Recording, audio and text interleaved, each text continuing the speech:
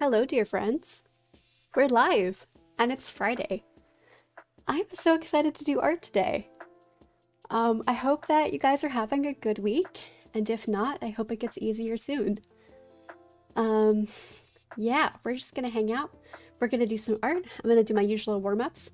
I found my art glove. One of the cats had indeed ran off with it. So I may actually have better lines today, and I'm excited because we have some sketching to do. Um, but yeah, it's gonna be fun. So I'm gonna start with my usual like spirals and stuff, and then we'll move on to line of action as I normally do, and then we'll get started on today's projects. So I'm excited. I've got my pencil out. That's not the pencil that I want to have out. And we're gonna start with spirals. I'm feeling very much not like I'm ready to do art, but I'm feeling very much like not ready. Does that make any sense? Like I don't feel warmed up at all, which is weird because I've been doing art all week. So I don't know if it's just because I'm tired and it's the end of the week or what. But we're gonna make an effort to do our best today. And that's all that matters. So I'm so glad to see everybody. Hello. It's gonna be so much fun. And hopefully also stream will not end on a weird awkward note because like Wednesday I had the stream just cut out because my internet died, and I thought it was just me because I technically do not have a Wi-Fi card on this computer. It is a desktop that I got secondhand, and I just have a Wi-Fi dongle plugged into a USB port, and sometimes that just gives out. It works fine most of the time, but sometimes it gives out. So I went into my roommate's room to check and see if the Wi-Fi was also out for her, and it was. And so then I restarted our router, and I was like panicking because I'm like, oh god. I was literally about to close stream too. We were just wrapping up with Project Zomboid Elrond. Oh, if I may ask, why do you start with spirals and waves? Spirals and waves I find warm up my shoulder really well and get me into the headspace of working from my shoulder and with my whole arm rather than just my wrist. So I find it really good for that, to kind of switch my headspace from like holding a pencil to write with it, because when you're writing we use like, you know, our wrist in little tiny movements, and when you're drawing or painting you really want to be using like your whole arm and also your wrist. So it kind of, I feel like it loosens up my arm. It's the same reason why back in my old art class, my art professor made us hold our pencils differently. So whatever our grip was that we were used to for holding it to write with, she would make us hold it differently from that, because in her mind, her reasoning was it activates a different part of your brain and really puts you in drawing mode. So it's just an effort to get myself into drawing mode and loosen up. Yeah, I'm so glad to see everybody. And yeah, the Wi-Fi catastrophe on Wednesday, I had to awkwardly end. And the thing is that the Wi-Fi did not come back until like late at night, so there was no point in like restarting the stream. So I just had to awkwardly like leave a comment and explain what happened. But that's the sad part about doing streams and not edited videos. But I don't understand how to edit videos. Maybe I will one day. Maybe that's something I'll get into. But for now, streams are nice and easy because I just have to press one button and then it's up forever. Okay, now I'm gonna do some circles. And this is like eye-hand coordination. I'm trying to close the circle. And, ooh, we're bad with circles today. And also working from my shoulder. And mostly just end at the same place that I started. I need to practice these more than once a week. You can tell when I haven't been doing my warm-ups.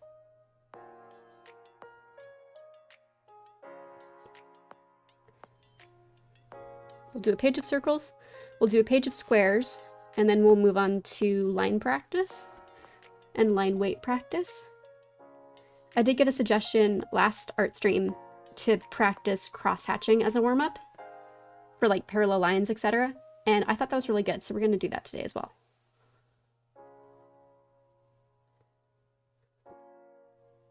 In Art Solidarity, I'm going to be doing some calligraphy. Yay! Art Solidarity! I'm so happy.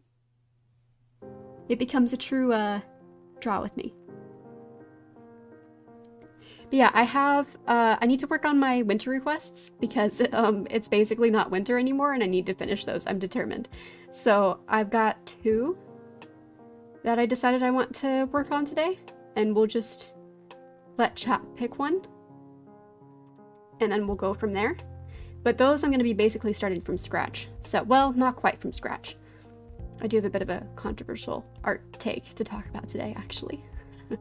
But we'll get there when we get there. I'm not going to get ahead of myself. But and the squares and like rectangles, that's a parallel line, eye-hand coordination practice, etc., etc. So it's all about warming me up, getting me to think spatially, and just practice basic fundamentals like line weight and shapes. So I'm also trying to start in different places,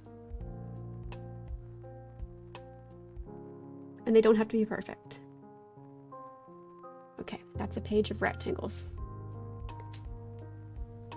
And I did take my own advice, and I made this paper, my canvas, longer, because I do always have a habit when we're doing life drawing of cutting people off at the knees or at the feet.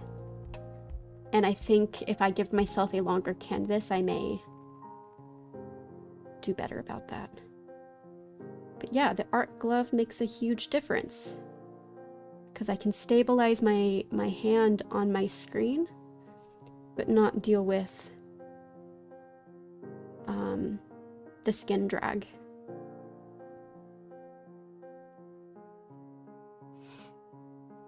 Juicy, yeah. We'll see. It may not be that controversial. It's just something that's going around the art community right now, and I have very strong opinions about it, and I haven't wanted to make a post because I don't want to get... I've recently had, like, small controversy on my blog from a very stupid post and a misunderstanding, and I just don't feel like inviting that right now. I don't need that kind of energy in my life. So, if I talk about it on stream, only like 10 people max see it ever, and I can just talk about it and get it out of my system.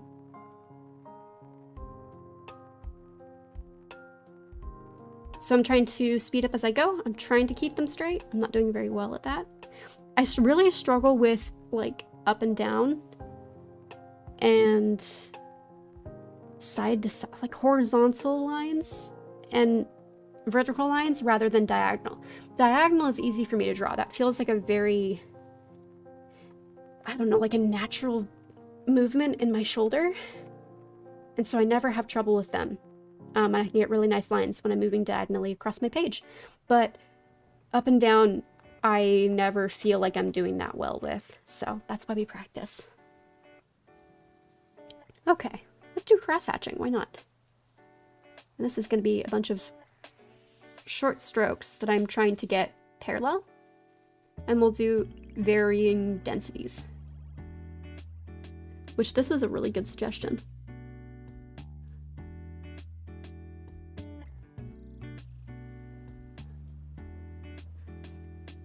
Because yes, I do need to practice that as well. I love seeing cross-hatching in other people's work. I should really get better at it.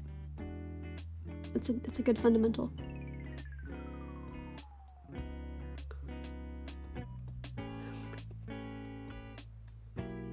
But yeah, the warm-up section of my streams is never very exciting.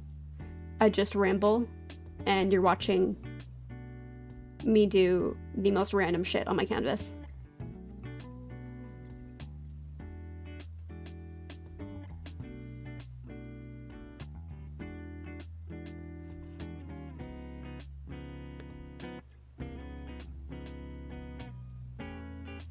And I'm getting quiet because I'm concentrating, which always happens.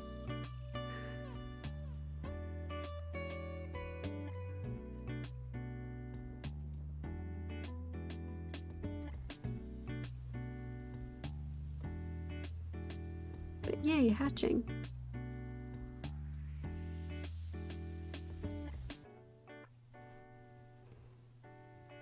Let's see, what's a direction that we haven't done yet?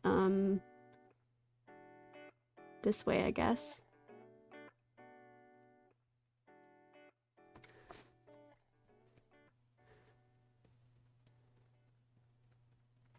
Okay, good enough.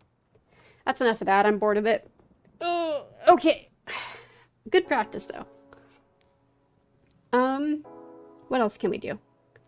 A couple more squiggles. Another spiral. Oh, line weight. That's what we need to do. I haven't really done line weight yet. So, I'm gonna actually rotate my canvas for this because I will have an easier time not getting frustrated if my canvas is this direction for the line weight. So, we're gonna try to go light and then hard and then light and hard and then light and then alternate and do a bunch of stripes.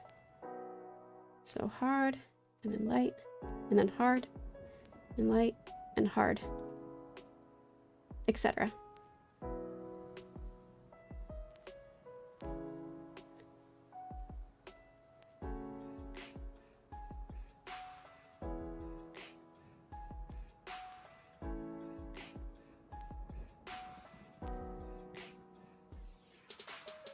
Without thinking too much about it, which is always the trick.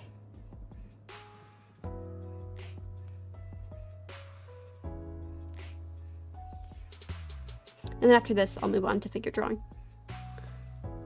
Because that's what I'm really feeling like doing today.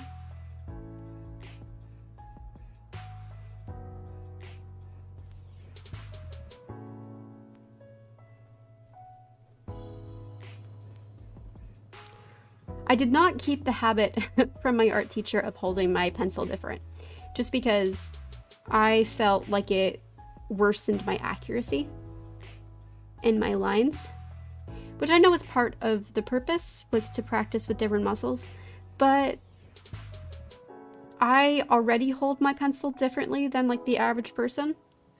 I don't really hold it correctly. So yeah, it was, I found that I had an easier time. Actually, that's not true. I should say I still keep that posture of holding my pencil like a paintbrush when I am working on a canvas that is vertical, like if I'm out at my drafting table, just because it's more comfortable for some reason with your shoulder, so there is wisdom in that.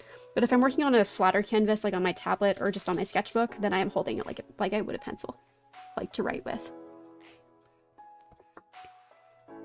It's interesting, I'm not an artist, but I'm good at straight lines and anything geometric, probably why I'm decent at embroidery, but anything resembling an organic shape is just a mess. Oh, that is interesting. I mean, there are artists like that too. Like, I always admire artists who have like really blocky styles, because that's not something that comes naturally to me. I'm very much more like organic fluid sort of art. So I love seeing that in people's artwork. Okay, figure drawing. Let me rotate my canvas back to center. And I have the site that I always use, the line of action over on the right here. It's going to throw poses at me. You guys know the drill. And I'll just go. And these first ones are going to be really rough and really look like absolutely nothing until they start holding them up there longer for me.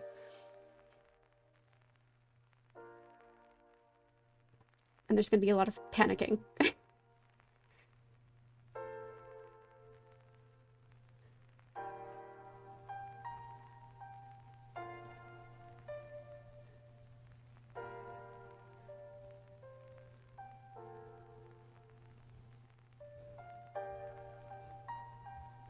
I already know this is wrong.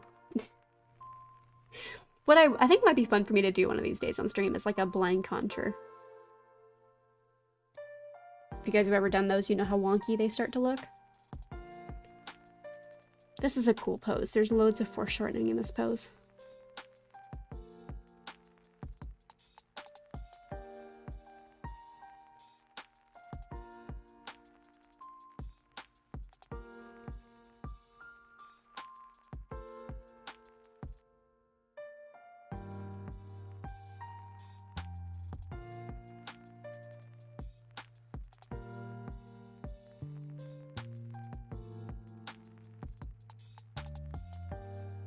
I'm just trying to get the general shape of the figure down first for these really quick ones.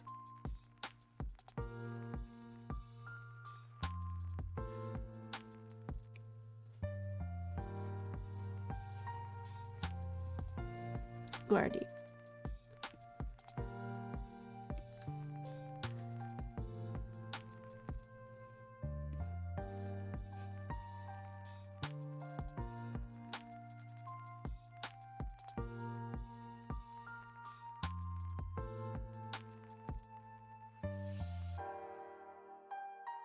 Actually getting the feet in, so I think just lengthening the canvas is what I needed to do.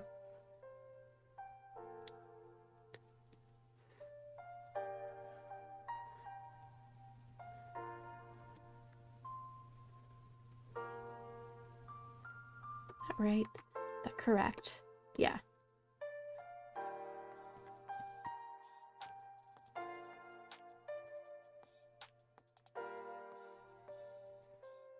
I'm still kind of losing space here, but...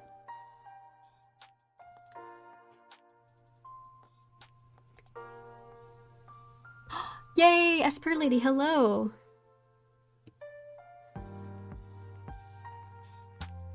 Just doing some figure drawing before I move on to other stuff. My two options for today, essentially, so they are winter requests. So I have an option that is like a teeny Arwen with Lindir. And then I have an option that is a Kidnap Fam, Mags, and Elros. I think we had this pose last time.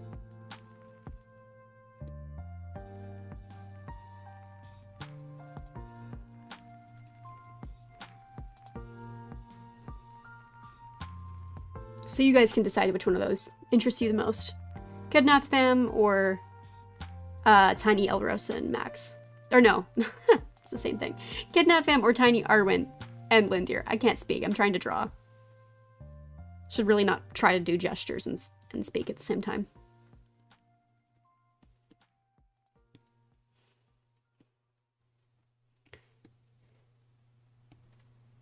I'm still continuing to cut people off. Why? I think they're just too wide. That's what's happening.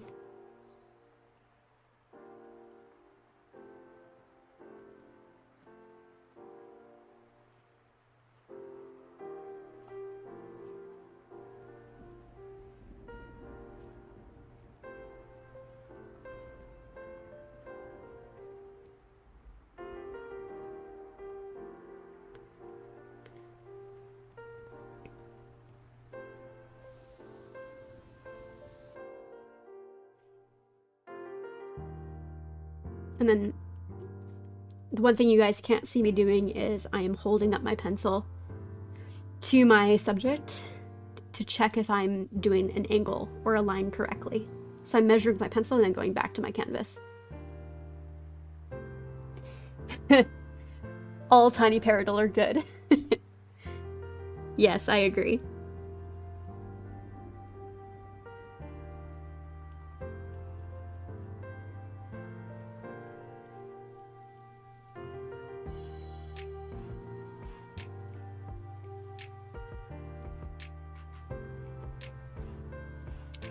Oh, I have this pause. That's why it's going for so long. Holy cow.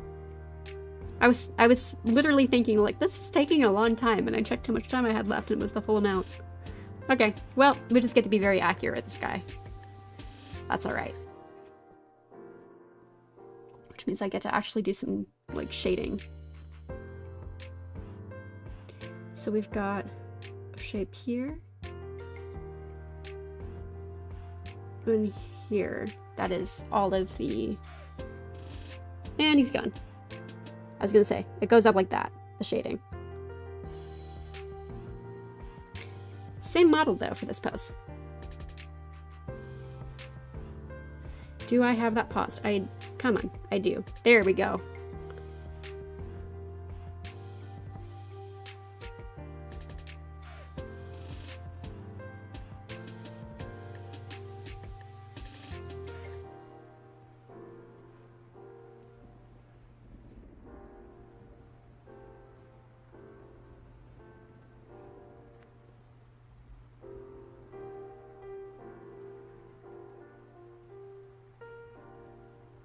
I feel like I'm having trouble seeing this one for whatever reason. There we go.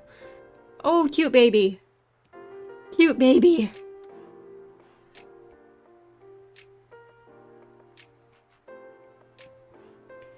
Oh my god, she's so round.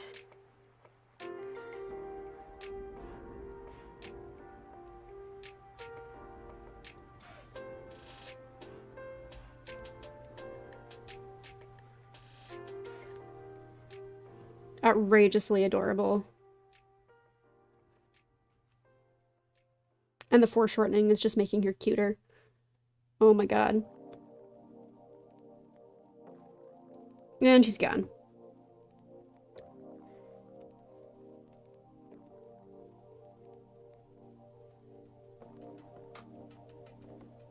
So many angles in this pose, wow.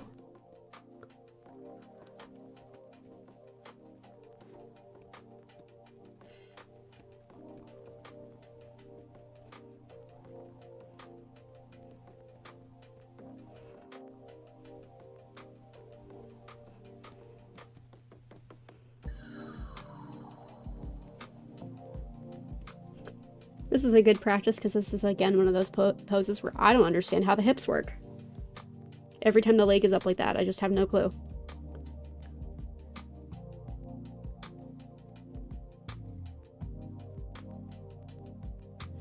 No, that's wrong because the arm is over the leg. That's why I'm always having to look at things in proportion to everything else in the whole. Because in my brain, I think like the arm should be over there. And there's a lot of things that you kind of make up in your brain if you're not looking at your subject that just aren't true.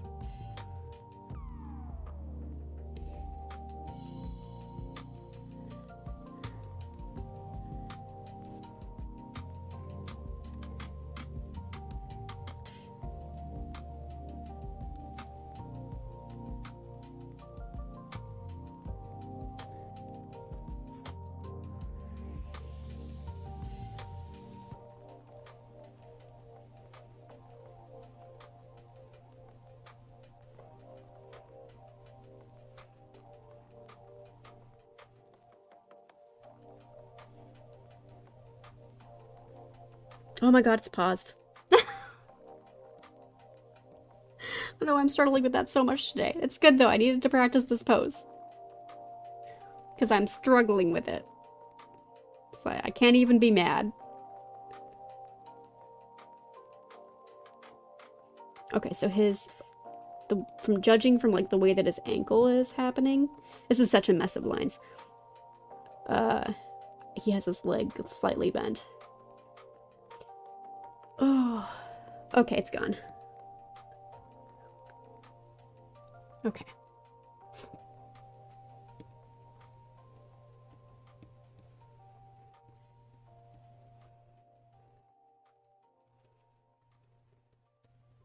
I was watching an art tuber talk about, I forget who it is now, unfortunately. She was talking about one thing to pay attention to in your art practice, especially for like, she said this was especially for things that are not finished pieces, but just like your gestures and your sketches and your stupid little drawings that you do for fun, to pay attention to what feels good and what shapes you actually want to make, because that's something that you can then bring out to help really solidify and enhance your style. And my style is something that I really don't feel anxiety about anymore, because I feel like it has grown so much over the past couple of years into something that is coherent and that I'm really happy with. But it's always cool to see like other people's process and how they find things and find their own style and find themselves in their work. And one thing I was noticing and kind of paying attention to is that I draw a lot of triangles. Everything I make is triangles. And that's what I see in shape. Like when I'm looking at my subject, that's what I always see first, is all the triangles. So that was just an interesting thing to notice. But I thought that was kind of fun. Okay. And this one we have a bit more time on.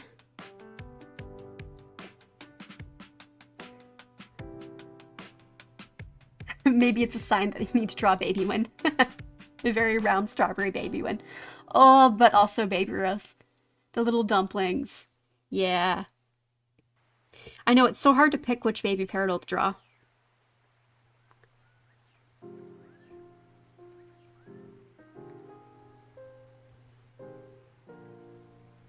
See, now I'm making up an angle. Because he isn't faced that way. He's faced this way. The assumptions we make.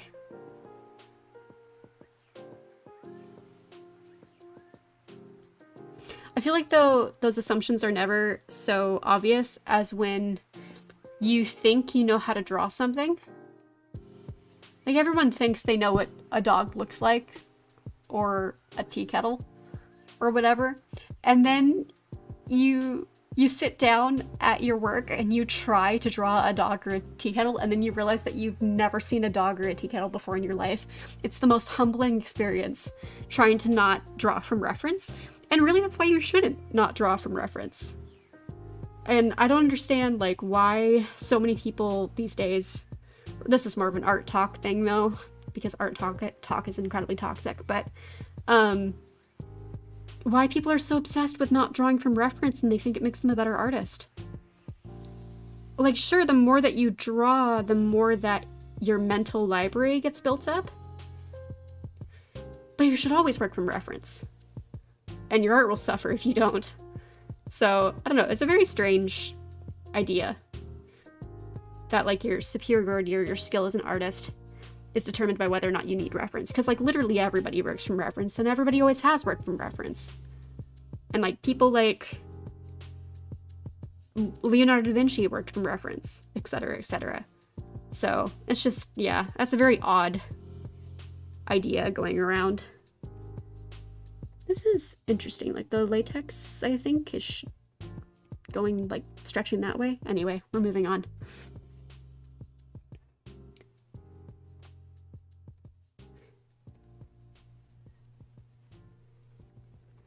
Okay.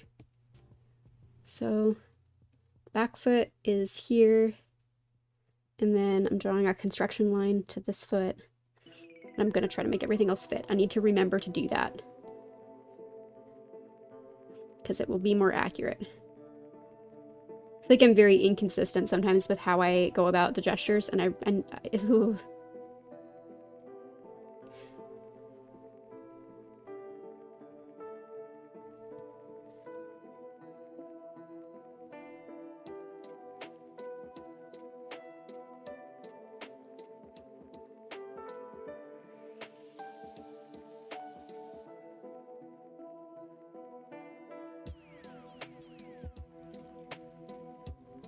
He do got the booty. I'll give him that.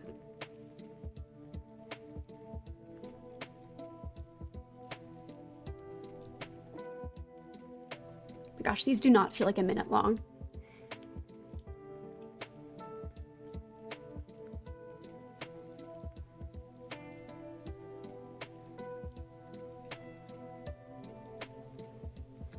But the thing about, like, how your brain wants to make up angles and shapes is why I think sometimes it's so helpful to focus on the negative space, Because right here with this guy, I wanted to have this arm like out here originally when I was looking at it. And then I was like, wait, no, it's not there. And so then I looked at this negative space here with the shoulder and the wrist. And that's gonna get me a more accurate, like, foreshortening of his arm. Yeah. Like, I think if you're really struggling with seeing what a pose is and figuring it out, just look at the negative space. I spent so much time on that arm and so much time gabbing. I gotta focus. Oh yeah, the biblically accurate angel paradal stages of development. I meant to do art for that, Jazz. I saw it and I have it bookmarked to like do some art for it because it cracks me up. Okay.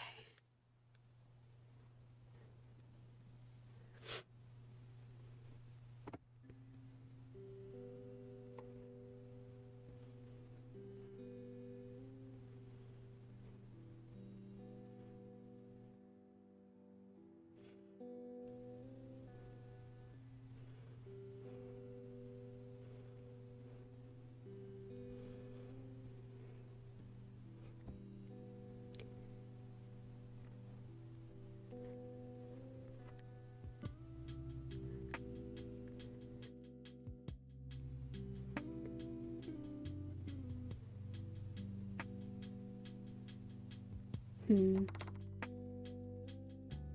so the wrist connects to this line. So that's there, actually. And then we really don't see much of the rest of that. So this needs to come up like that. I'm gonna erase this line, even though I don't really have time to. And come down. And then this goes past his knee. This is a lanky individual, and I love it for them.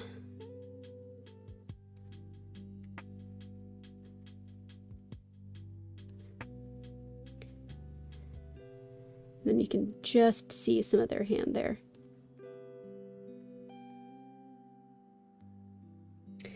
Though I still have some lines around because that almost touches his knee there.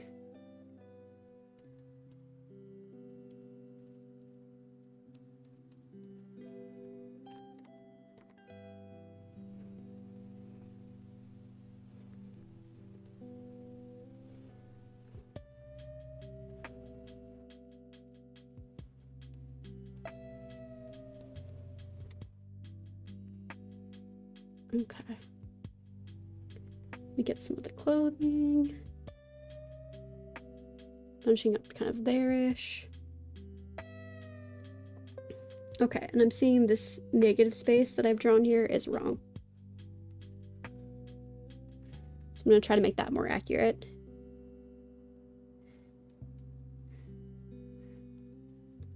Which will in turn make everything else more accurate.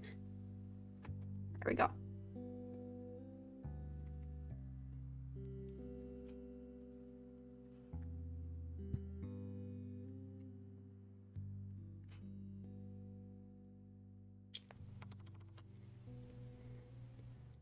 And that is more like that.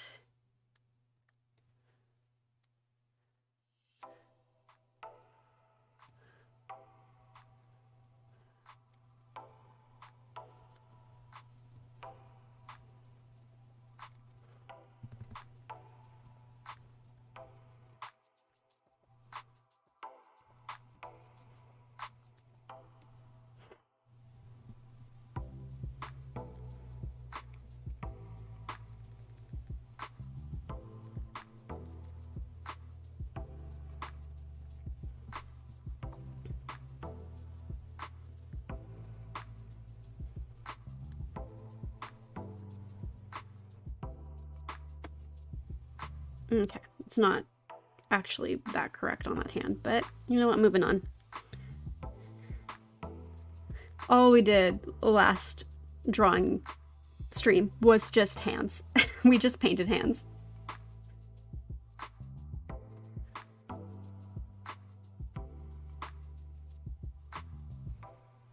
Ah, now that I've put...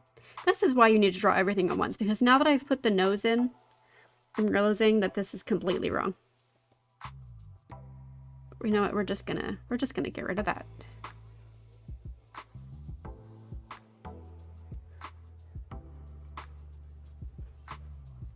This is why it's good also to draw the face and not neglect that like I did right here.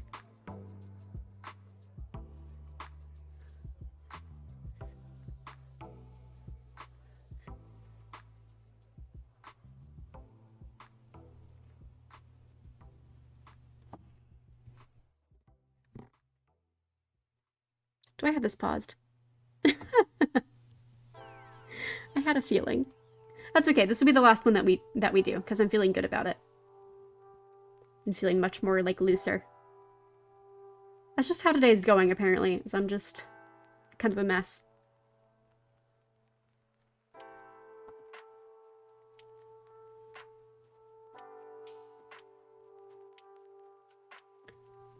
So I'm just gonna work on this one until I feel like stopping, which we're getting there.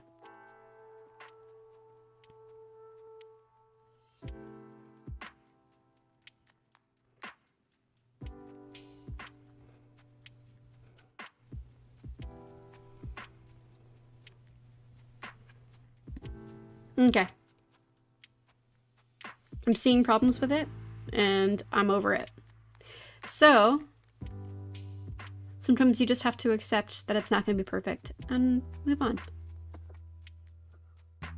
It is paused. Yeah. Thank you, chat. That's my life right now. Okay, we're moving on. I feel warmed up. I feel like I'm looser. I feel like I'm actually looking at shapes rather than just struggling to see things for what they are. So, yeah. That's our final gesture. So, we did not decide what we're doing. I think... What do I feel like? Do I feel like Elros and Mags, or do I feel like Tiny Arwen and Lindir? Who can I draw quicker? I think maybe Elros and Mags. So here's where I'm going to talk about the spicy thing. And by spicy, I don't mean like NSFW. I mean just spicy, like controversy spicy. So what I'm going to do here is I've already done the same pose by request for Elidid and Eller here. So I'm going to trace my own artwork. And tracing is like... Tracing is just this huge, giant discussion going on. Because a lot of people seem to think that it's cheating. And I get where they're coming from, because tracing can be cheating. It's cheating if you trace somebody else's artwork and you claim it as your own.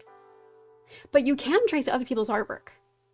Not to like make a finished piece of your own, but if you're trying to break down somebody's style and figure out like what makes their art, and trying to figure out like how maybe you can adapt some of that into your own artwork, because that's a really good way to find your style, is if you find other artists whose work that you really like, and you're trying to figure out like what gets it for you.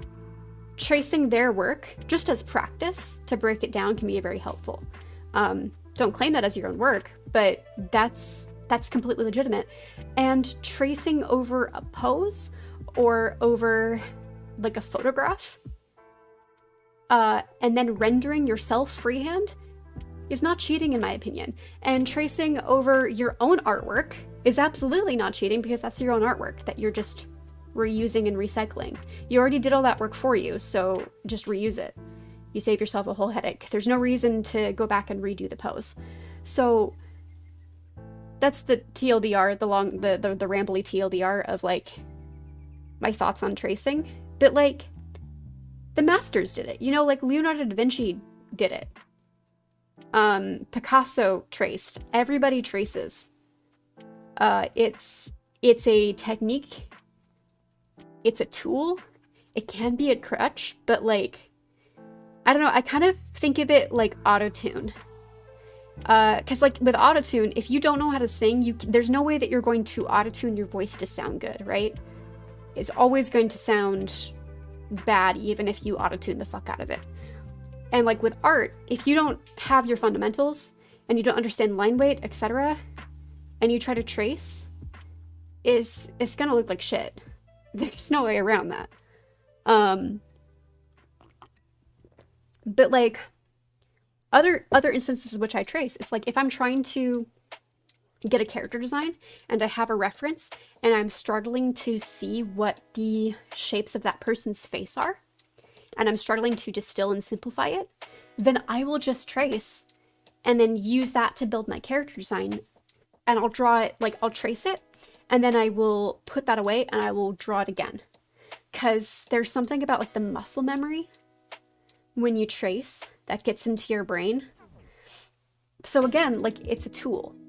And I feel like people shouldn't be afraid of tracing, so long as you are not tracing somebody else's artwork and then acting like it's your own, you know?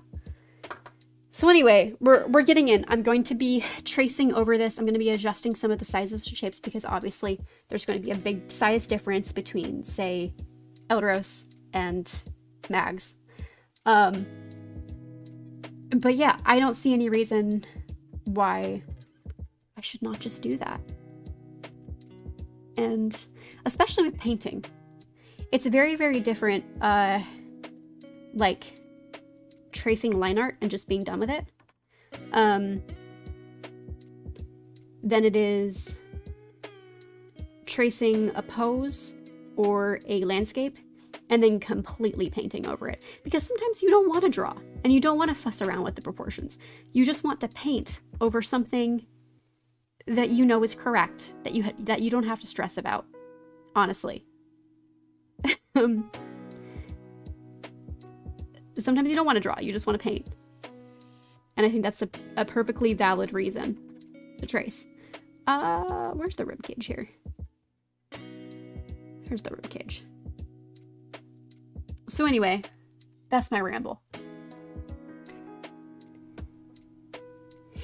I've been trying to learn to draw and using tracing to get the feel of different lines and proportions. I haven't posted anything though. It'd feel weird to me since the base is someone else's.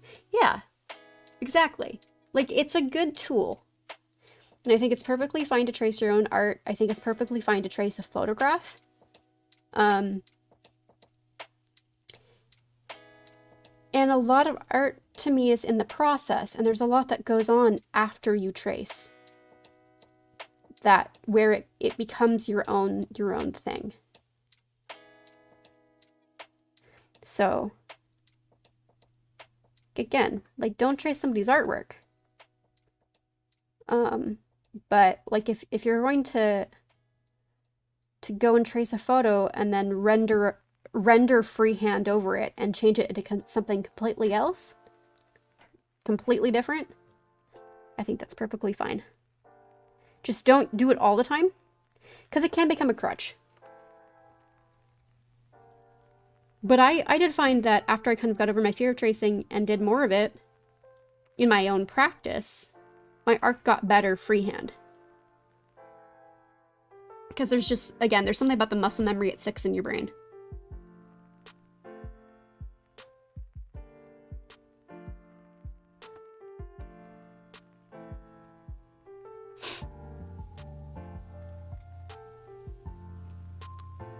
But yeah, there's that, there's the whole, and then the thing about the anti-tracing thing is that it has now morphed into a controversy around using any reference at all. Which is just going way too far. Because again, obviously, you're gonna want to use reference, just use reference. You know what, actually, I think I want, because he's a little wee baby, I want actually the legs to be more like this.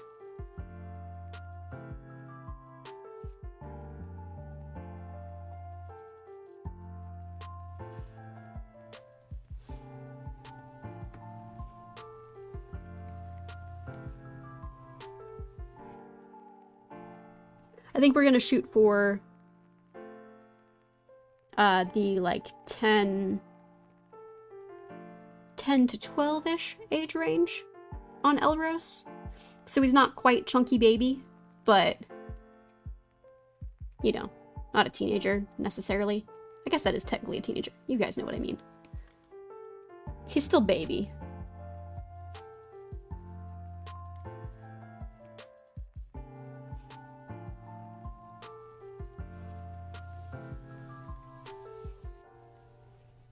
And baby Rose, yes.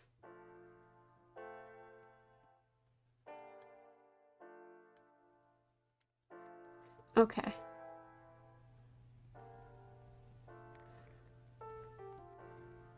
And then Elros's hair.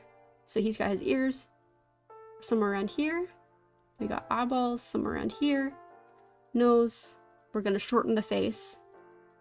And actually I'm going to lower the eyes.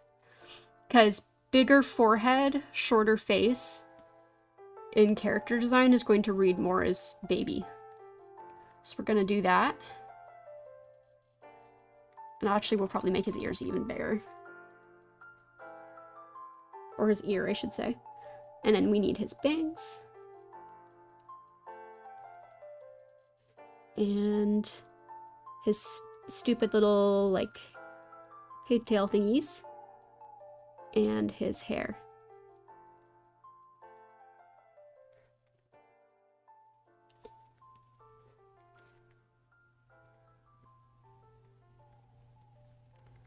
Okay.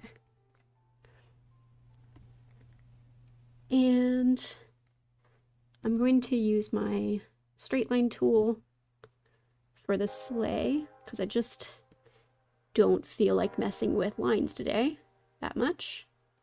Actually, we're gonna just boom. And then I will round off the corners. But work smarter, not harder. It's no different than using your ruler. Which, I don't know why I never thought about using a ruler, like, just on my tablet. Until recently. As in, like, a real-life ruler, and then just using that as a guide to draw. I don't know why I never thought about that. I saw a post about that recently, and it kind of blew my mind in a stupid way.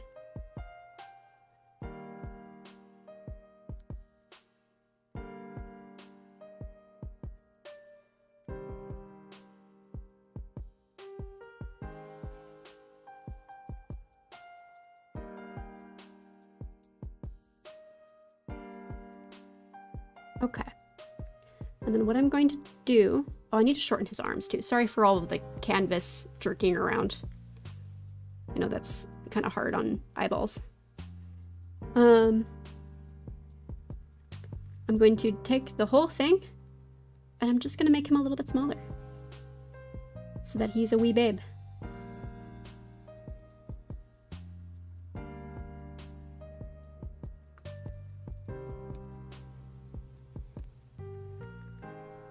And then we'll use my straight line tool again. Boom, boom.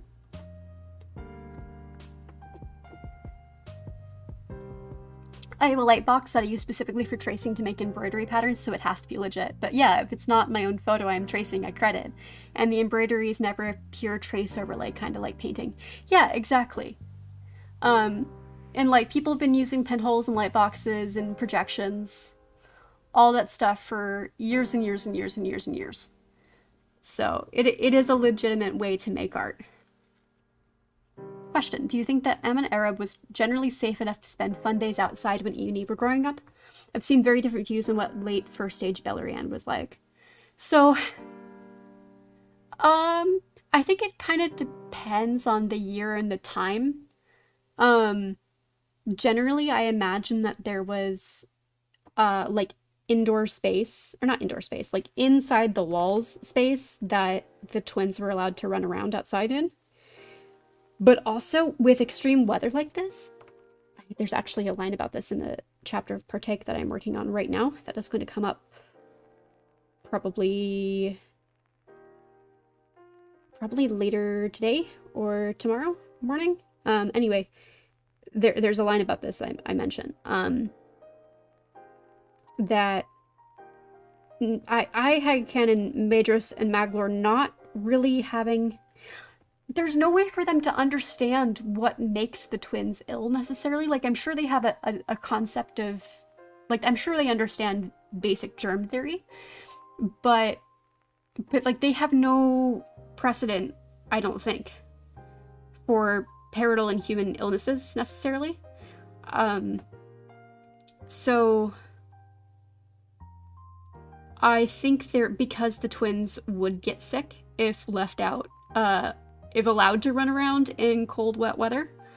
I think there was concern about letting them outside when it's in an extreme weather condition, like if it's raining or if it's snowed. So I really don't think the twins got many snow days. Maybe they got a couple, but then I'm sure they may have gotten sick. And Madras and Magla were like, we're not doing that ever again. So, and I'm sure, you know, the twins broke the rules and snuck out, etc., etc. But, yeah, that's kind of my general thought on that, is that they generally weren't allowed out when the weather was not, like, perfectly 70 degrees, sunny, that they were positive it was safe for them to be out. Because they were not about to let the twins get sick.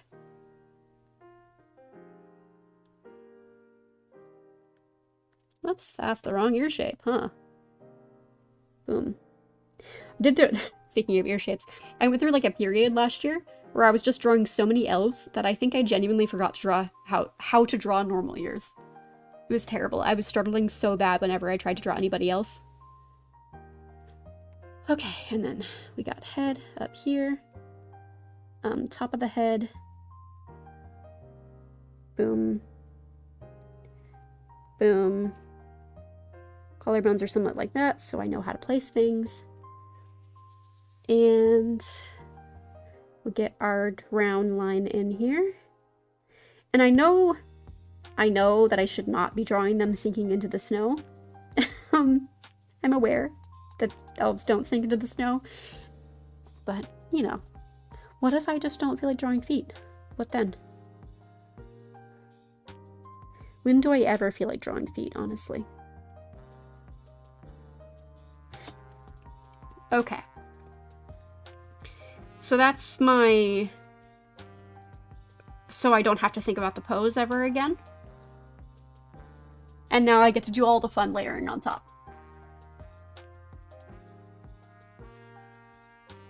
Human parent. Yeah, the kids get sick a few times a year. Eminem, you let them get sick?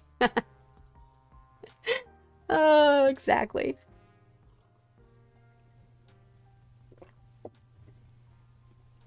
Exactly.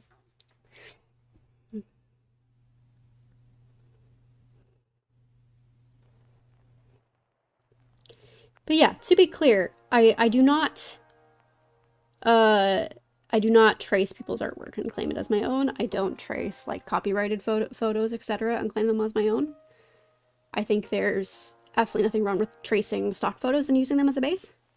Or tracing, like if an artist has specifically said, as long as you credit the artist, tracing and using that base, I think that's totally fine. But in terms of how much of your art you should be tracing, not a lot. But it's a tool. Okay, so then we have Madler's hair. We got like that situation, that situation. I feel like I'm never consistent with how long his hair is.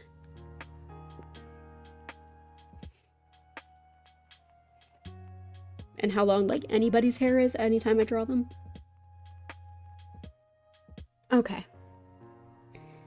And then I kind of want him in like a high collar situation. Star, obviously. Maybe like a fur mantle. I'm not terribly creative with these winter outfits.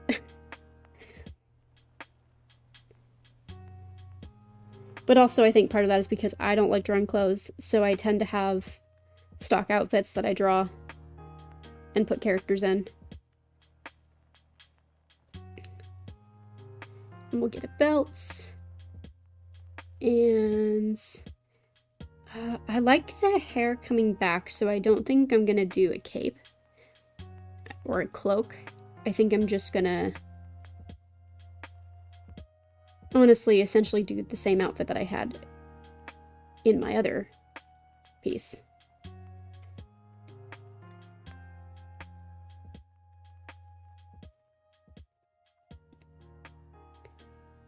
And some boots. Let's get the back of that. Maybe like some pleats for interest? I don't know. Like I said, I don't like drawing clothes. They are a necessary evil. And if everyone could just be naked in my art all the time, that would be awesome. This is not exactly related, but I have this headcanon that elves invented the aware gargoyles and statues, that and that there was a lot of those around Tumblr for security purposes. Yeah, I like that headcanon. Elrond sniffles once and suddenly he's back indoors with hot chocolate and soup and 20 blankets. Exactly, because also I feel like there was a point at which the twins came down with like a really bad case of pneumonia or something, and they genuinely didn't know if they were going to live, and just there was panic and uproar. And so now they're extra careful because they don't know like if something is going to be just a chill cold or if it's going to be like pneumonia. Okay. Sure. Suddenly forgetting how I draw Maglort. I really should have opened up. No, he has like I drew him with like a big nose. And it's pretty, yeah. I mean, this is going to be a simplified version, but...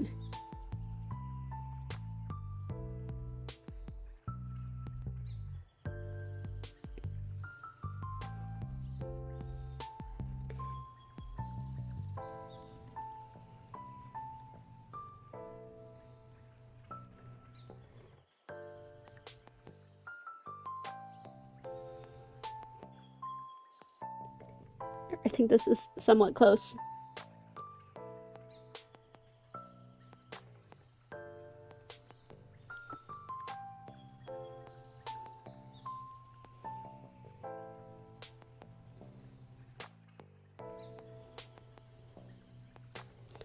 I feel like I just go through phases where I forget how to draw my own designs.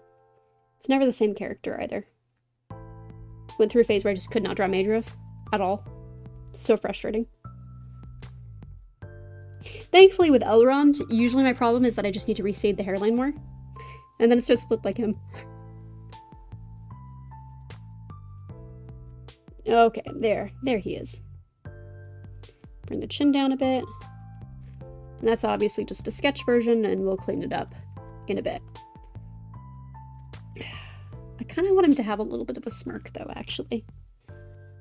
Like, he's annoyed, but he's not that annoyed. You know?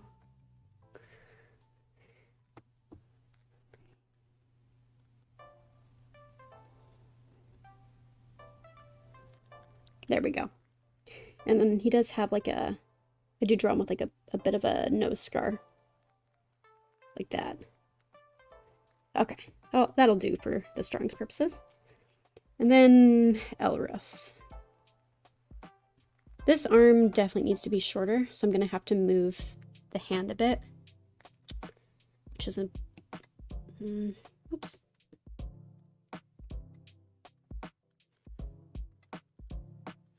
So we're going to just have to shorten this whole thing up a bit. There we go. And I want him in like... Oops, come on. Pencil, please. Pencil, please? Oh, that's what's going on. I know how to work Clip Studio. 100%. Okay, I want him in like a a nice warm sort of scarf situation. And then a big, like, sectioned parka. Because there's no way they're letting him go out in anything less than that.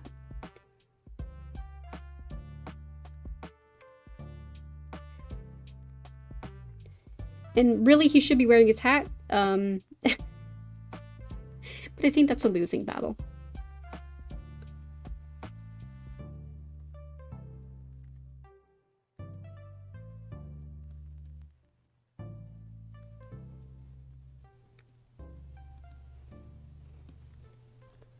Okay.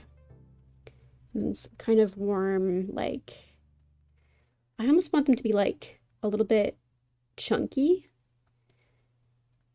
pants. Like, I'm trying to think about how to do the suggestion of them being maybe a little bit quilted.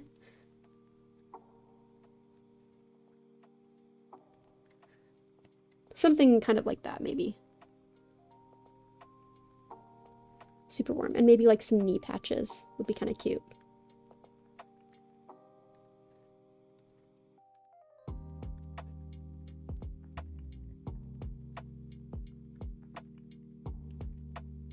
And then obviously some super warm shoes.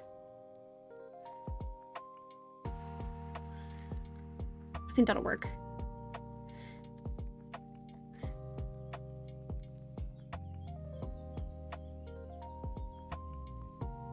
Headcanon that the old Fëanorians, who definitely followed Elrond after the first age, absolutely still panic every time he gets sick well into the second age.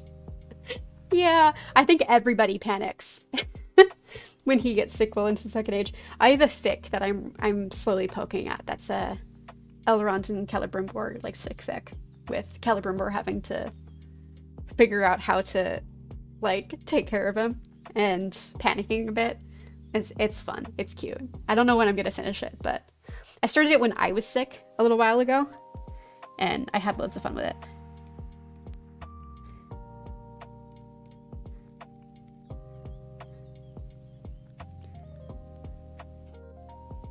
May and Mags running for the elven vapor rub whenever Elrond or Elros feel the least bit sick. Better to think what happens to E and E's kids when they get sick. The spoiling never ends. Yeah! Yeah, exactly. Gilgalad, why are you sneezing? Are you dying? I literally think that Gilgalad, like, anytime Elrond even so much as barely sneezes, even if it's just seasonal allergies, Elrond is immediately in bed, like, bored from work. You're never allowed back until, well, you're not allowed back until you feel better. And Elrond is absolutely the kind of person that, like, he has to be forced to rest. Oh my god, what have I just done? No. Let me not erase all of my work. Christ.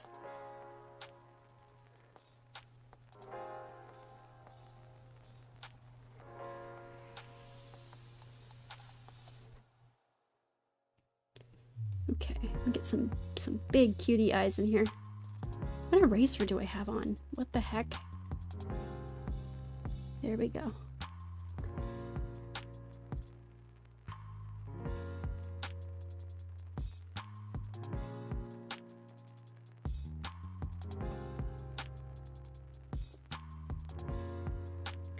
Someone called me out recently that I only draw one child, and they're right.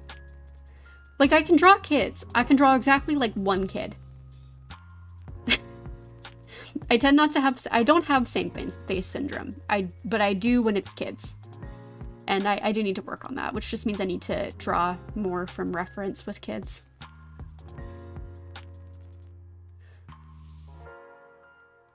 Move that over there.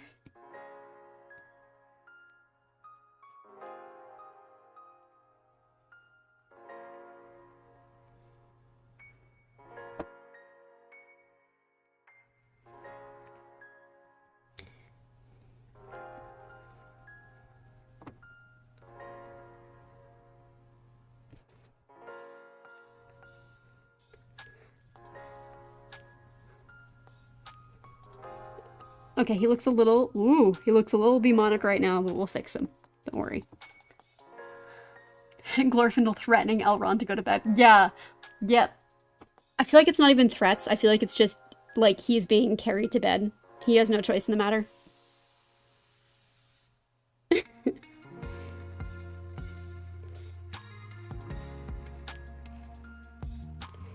Okay. I think this is enough for me to... Oh my god, I don't know why I'm fussing with my canvas so much today.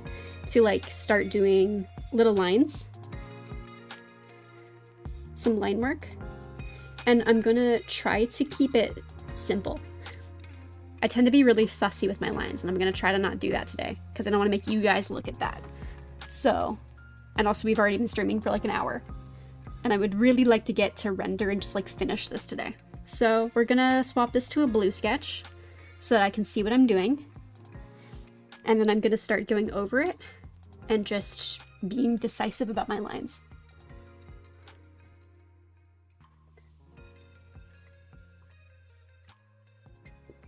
To add fuel to the fire, Elrond is absolutely gone to provide medical aid to like plague-stricken mortal villages and catching the plague. Yeah! I have a post pending about how Elrond invented the Middle-earth equivalent of a plague doctor suit to try and avoid constantly getting sick when he's trying to help people. But gosh, yeah. I love the idea that he was instrumental with that I forget what the technical term is, or what like Tolkien called it, but there was that part in I think the Second Age, or maybe it was the early Third Age, when... No, it was the Second Age because it was Morgoth's work. When that plague swept through, like, the Manish countries, and started wiping people out. And I have a headcanon that Elrond was, like, absolutely instrumental in helping them survive that. I don't have a fic plan for that, but, like, it might be fun to write at some point. Something about it. But, and that he, like... Maybe it's not that the elves aren't advanced in medicine, but I just feel like they don't have a reason necessarily to be studying like immunology and germology, etc., because I had kind of, you know, they can't get sick, and I had kind of that they don't really deal with infections with wounds either.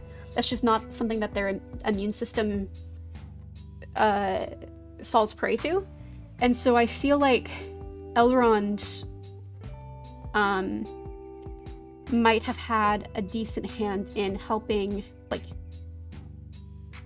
pioneer those areas of medical science.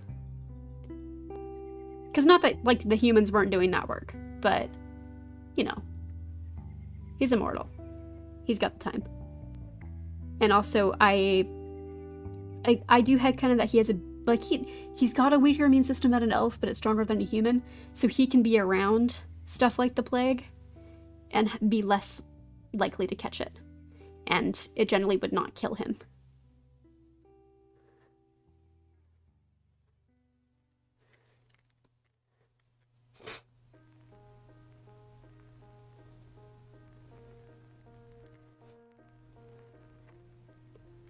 Okay.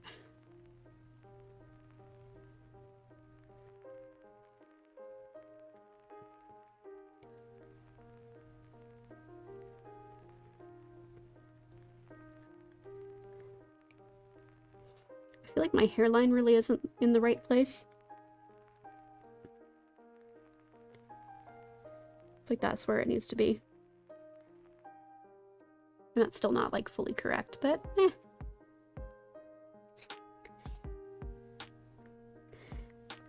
The point of the request is to force me to have fun, not think too much about it, and get things out quicker.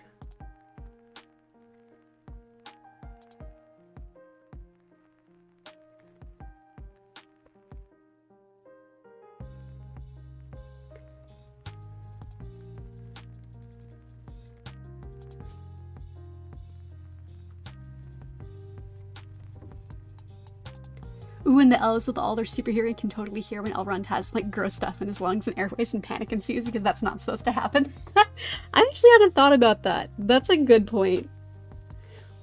It's like having stethoscopes attached to your ear 100% of the time.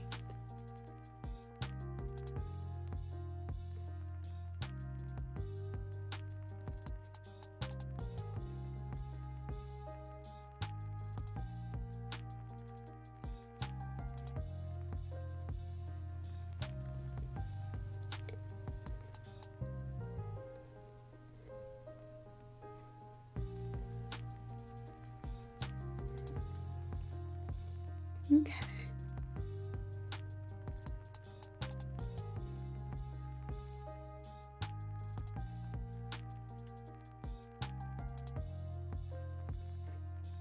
Finrod and Agnar are the only elves interested in it. Yeah, I could see that.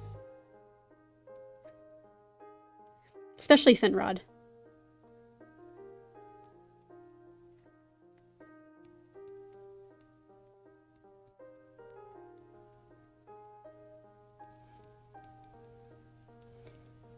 I feel like I still have really not found a good way that I like very much to do fur textures. I'm working on it. I think it's different every time I do it.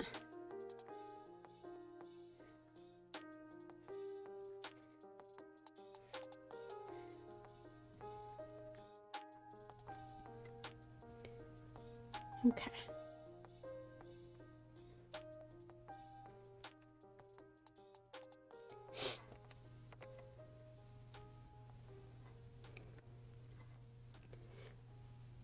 I have also, with my art, had a long-standing love-hate relationship with line weight and lines. It was something that I never formally learned how to do, and I love seeing how other artists do lines. But it's not something that I necessarily understand on any level, and I just kind of do what looks good and what feels good. But there's a lot of times I've not been happy with my lines, but then I don't know how to fix it. And one thing, I think it was Sam Does Arts, who was talking about this, where one thing to think about when doing your lines is where the light is hitting. And to practice, like, how do I explain this? Being able to tell where the light source is just based off of, like, your line sketch. So the bolder, darker lines are going to be in the dark, and when the light is hitting an object, to use lighter lines. And I don't know, I feel like that was the most helpful advice that I've heard on line weight so far, and the one that I've employed a lot recently.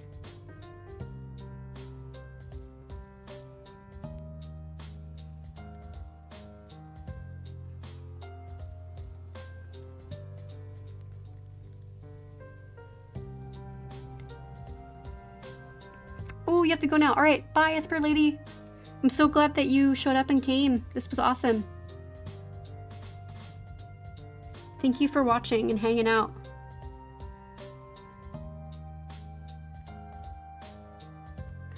Glorfindel being experienced with peril being one reason he goes back. Oh, yeah, that's awesome. Yes, yeah.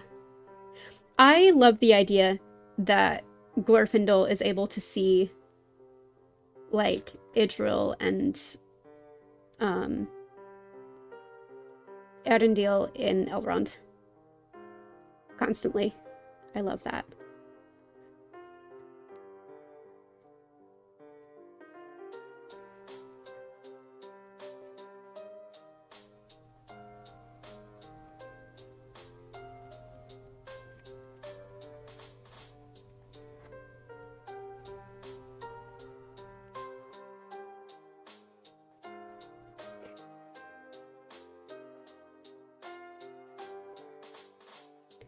Okay.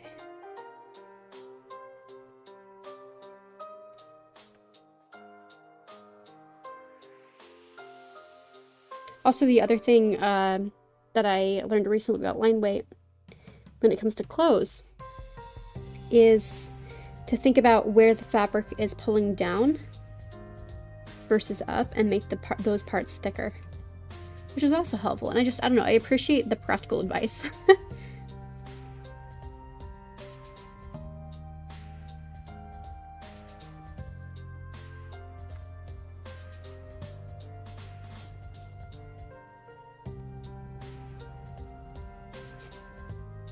Constantly learning new things.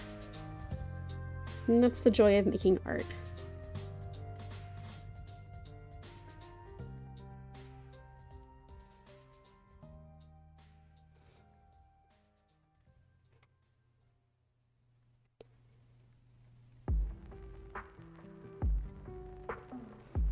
Oh, nope. I don't like that line.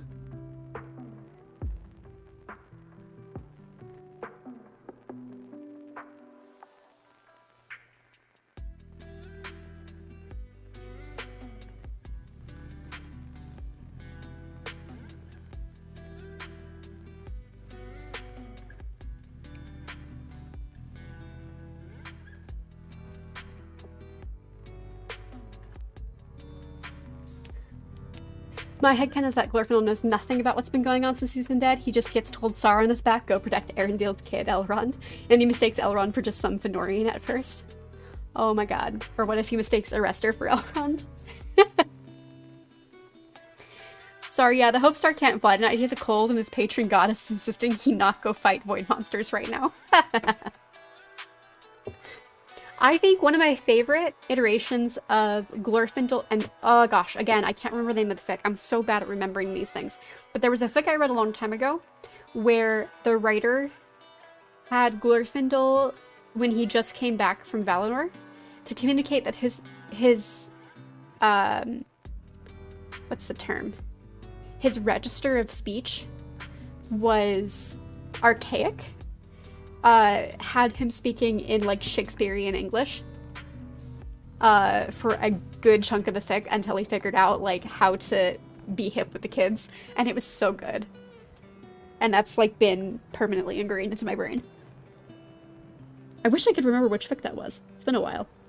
I think it was like 2 years ago that I read that.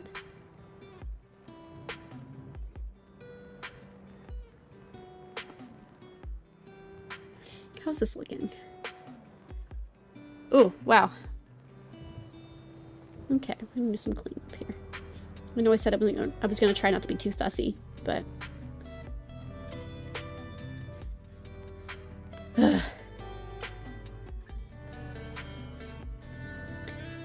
Really, I should just zoom out and see if there's anything that's glaring that way. Because that's really how people are going to be looking at it. They're not going to be zooming in real close.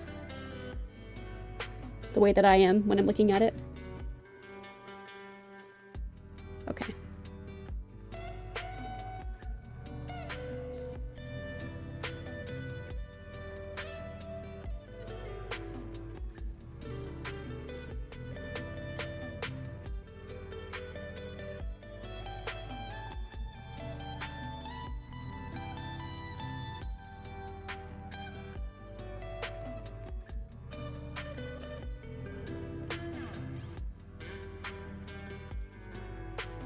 Okay.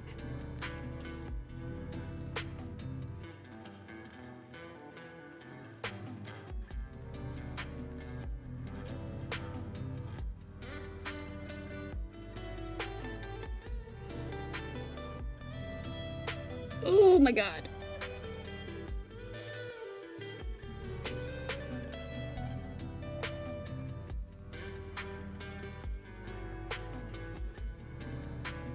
Something that I'm really not liking about his hairline, and I cannot figure out what's wrong with it.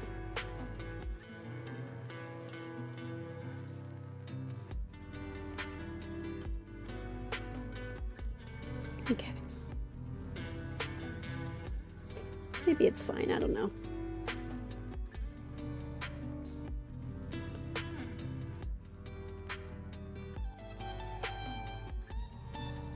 That's flippy. Oh my god, this is why we flip our canvas. Oh no. Oh no. Okay. Oh, I should really remember to flip my canvas more often. Holy cow. That's wonky AF.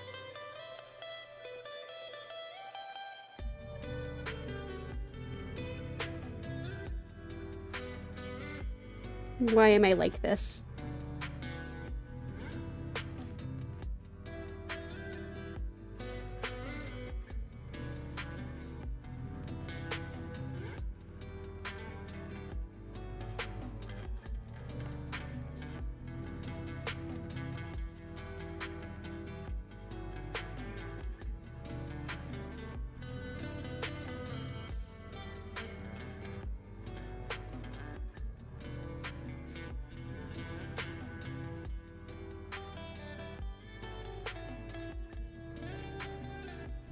Okay.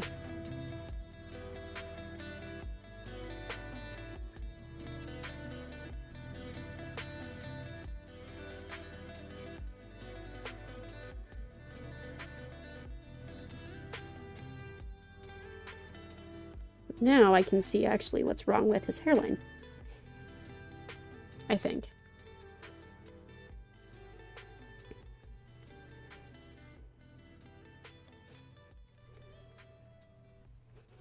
I really do admire those artists who have like really streamlined art processes that just are fun to watch. I do worry sometimes. Because I am very finicky and I make a lot of mistakes.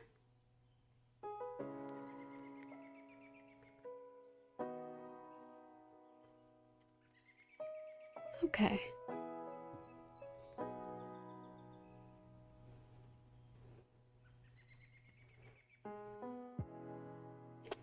The rest of that I'm not so worried about, I think. Yeah. Let's flip her back. Yeah, there we go.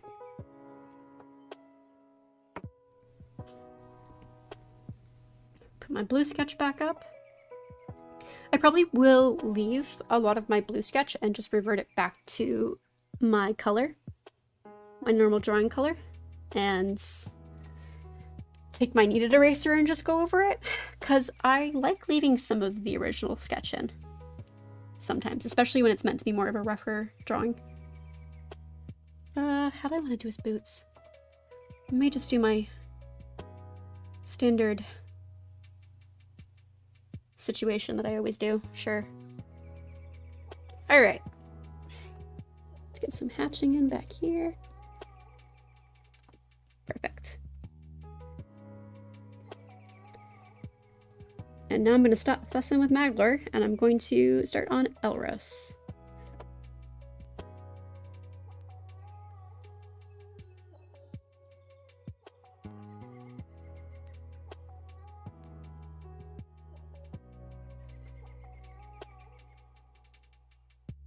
But yeah, I think this is a good exercise for me to not fuss too much when I'm having all of you watch me do this. I can get really in my head sometimes about my art.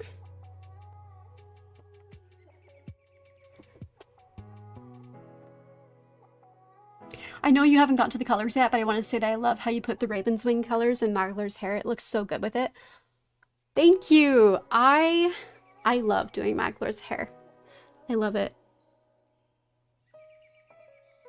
And I just think that a lot of elves should have fun colors. It's why, like, when I do Glorfindel, I really headcanon him as having, like, literally gold hair. Or, like, Celebrian has very, very silver iridescent hair. I just think that, like, it's fun. And what is fantasy fiction for if not to have fun?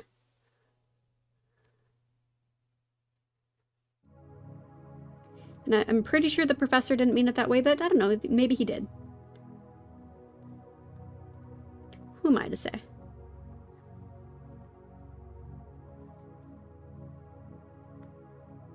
I do have a tendency to take a lot of things that Tolkien wrote literally, which is how we get a lot of my Eldritch Paradol headcanons. That's why I draw Elrond with, like, stars in his hair and in his eyes. And Elros too, by association.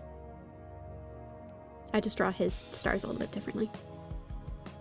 Where do I want to put the seam on the sleeve? Let's see. I think just straight down the middle here. Yeah.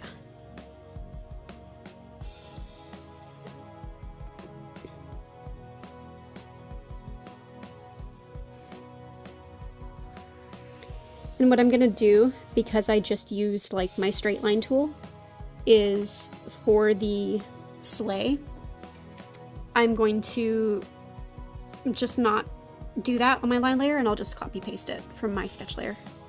Because there's no reason for me to go over that again. It looks fine.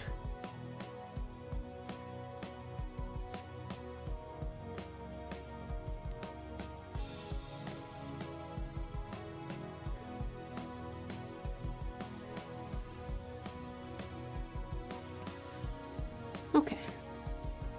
Let's check how it's looking. Not bad. Not bad, not bad. See, I want this line to be darker.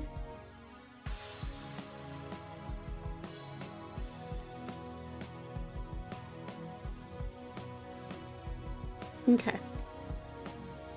So it just mirrors this kind of like a Santa's elf outfit that I've accidentally drawn here. Oh well. It's kind of cute.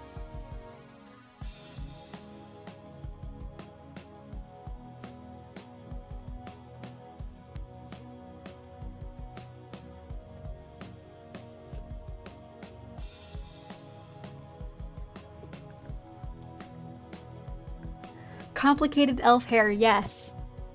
Also 100% can confirm when some redheads go gray, you get all kinds of coloration, including dark strands for some reason. It's interesting. Yeah. It's also why I draw, well, I'm not consistent with it. I've been trying to remember, but that's why I draw the twins, as in not Elros and Elrond, but Elodin and Elor here, with silver streaks, because I just think it's fun if they get a little bit of both from Celebrian and Elrond. So I haven't been consistent with it though. I keep forgetting because it's like a new thing that I added into my art, into my headcanons. So sometimes when I get lazy, I don't do it, but okay. I'm gonna make my brush not quite so intense there.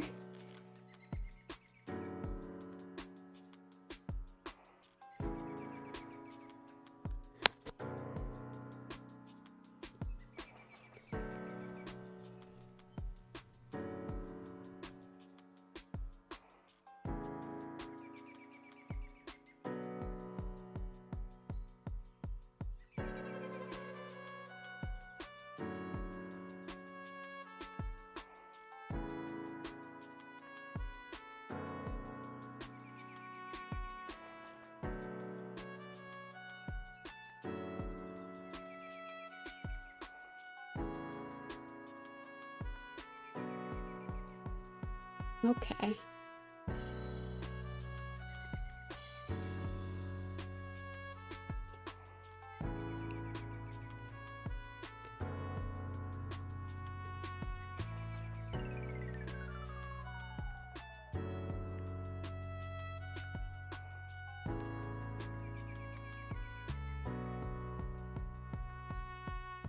How's that looking? This is always what happens when I do my line layer. It's not terrible, but it's not great. I feel like this is really the ugliest stage of my artwork every time. Is this, is doing the lines.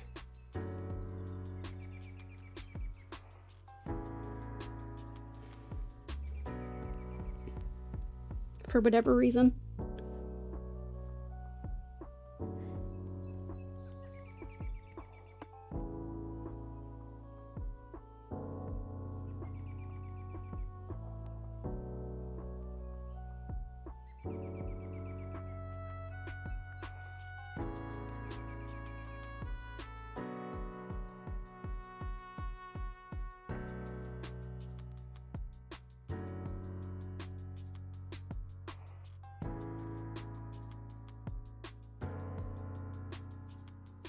Okay.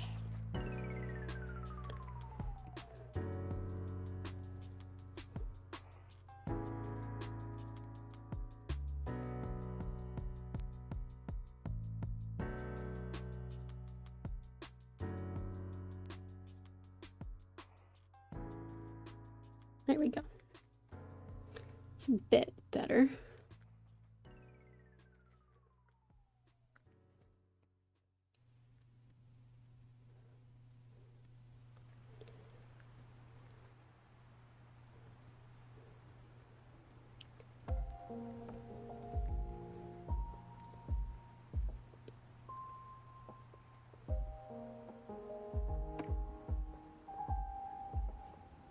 I love the post about May's hair oxidizing blue-green like copper. Yeah, that was a really cool post. I'm of the white hair Madros club, so I always draw him with like either streaks or like I have toyed with completely white.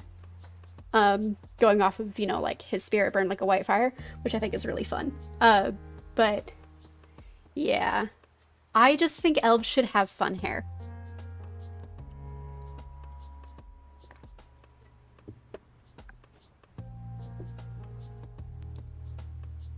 All right, let's get this hair in here.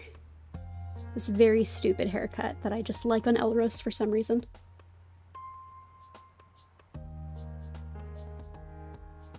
If any of you guys are familiar with Aurora, the artist, that's what this haircut is from. I just stole her hair and gave it to Elros.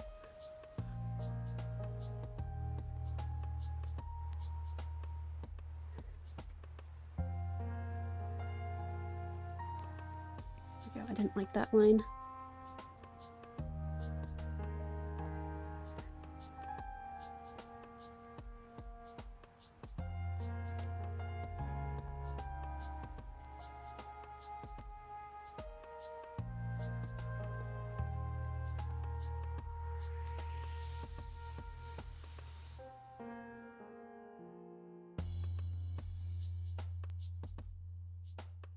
Okay.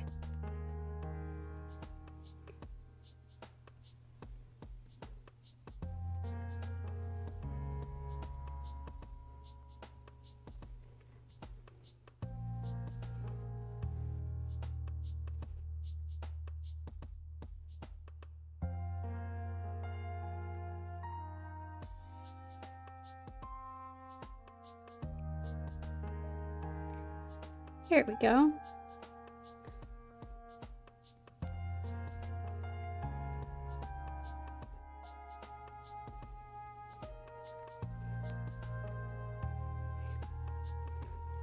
Yeah, I think I'm happy with that. And then his legs obviously need to get that in. That was one thing I noticed in Rings of Power, like they actually did of Silver and Galadriel's hair. It's especially obvious in the Valinor flashbacks. Yeah, that was a really nice touch, getting both the gold and the silver in Galadriel's hair. I did love that. And speaking of elves with great hair, I especially love, I think they really outdid themselves with Elrond's wig in The Hobbit. That's what I just base all of my drawings off of, because of the touch of red that is in his hair, and I just think that is so pretty. And I love it on him, and it looks so good. And I know like he's technically supposed to have like black hair, but I just love that touch of red. It's so pretty. Yeah, I also love the idea of May going completely white after the Nirnaeth, and one day E and E ask why he's called her Sandal because they've never seen her with red hair. Yeah, or like getting confused. I've thought about them getting confused and not recognizing him in like stylized portraits or like stained glass situations because they're just like, but that's not your hair color. And yeah. And yeah, just having that be another reminder of the things that he's lost and gone through.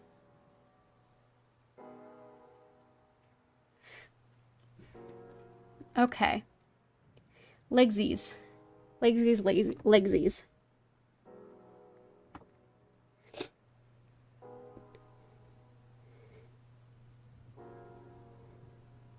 Kind of want them to be bunching up a lot around his...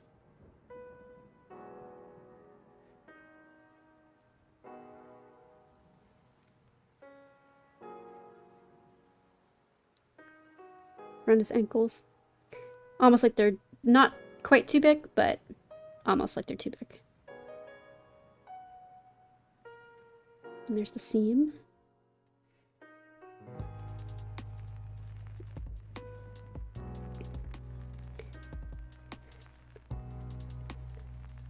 Also, Elros strikes me like the kind of person who was just constantly wearing through all of his clothes as a kid.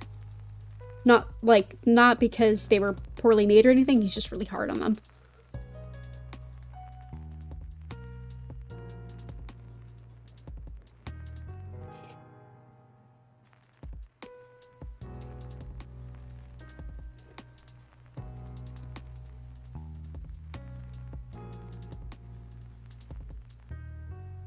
And I also feel like if anybody had invented Heelys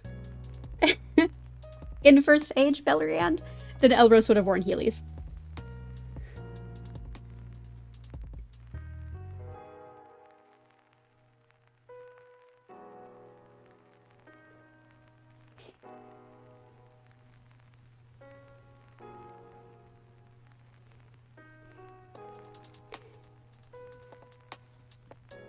Okay.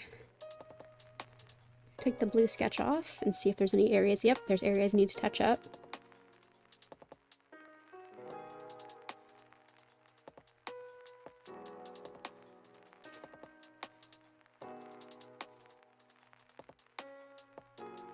Just get a little ribbon in his hair.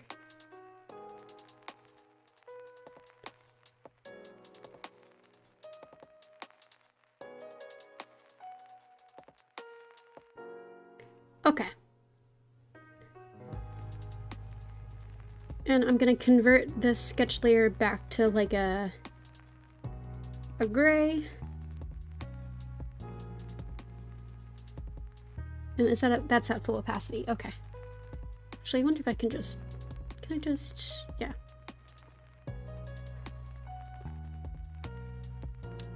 Loris invents French fashion without even trying. Yeah. Fashion icon, honestly. Okay, so what I'm gonna do is I'm gonna pick up the part of the sketch that is the sleigh, or try to, and just neatly move it.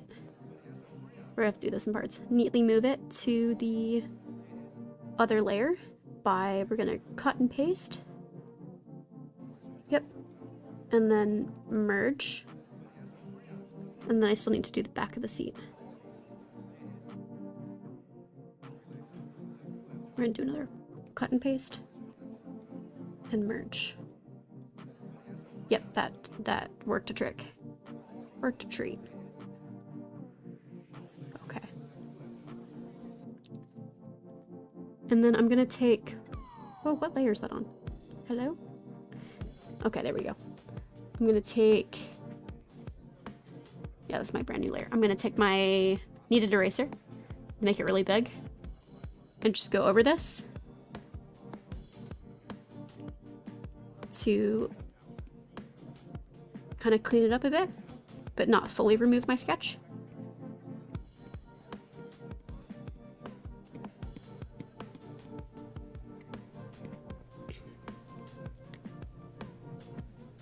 Okay.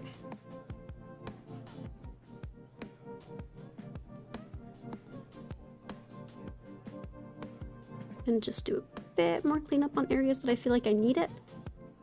And then we'll be on to coloring.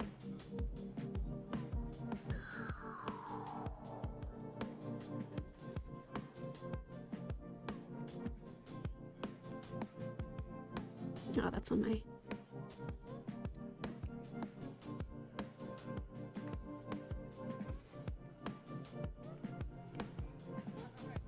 I do feel like his torso is a bit long, but we're just gonna go with it today. I feel like I could have shrunk it more.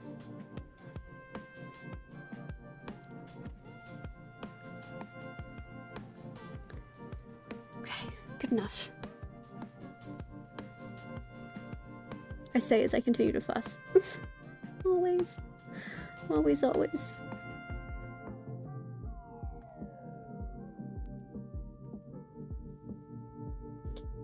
Alright, for real, good enough. We're gonna start coloring.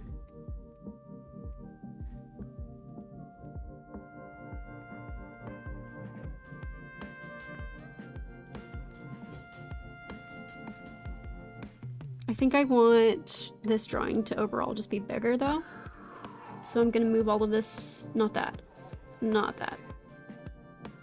All of this into a folder so that I can just resize it at the same time. In theory. I'm going to select the layer and then resize it all at the same time.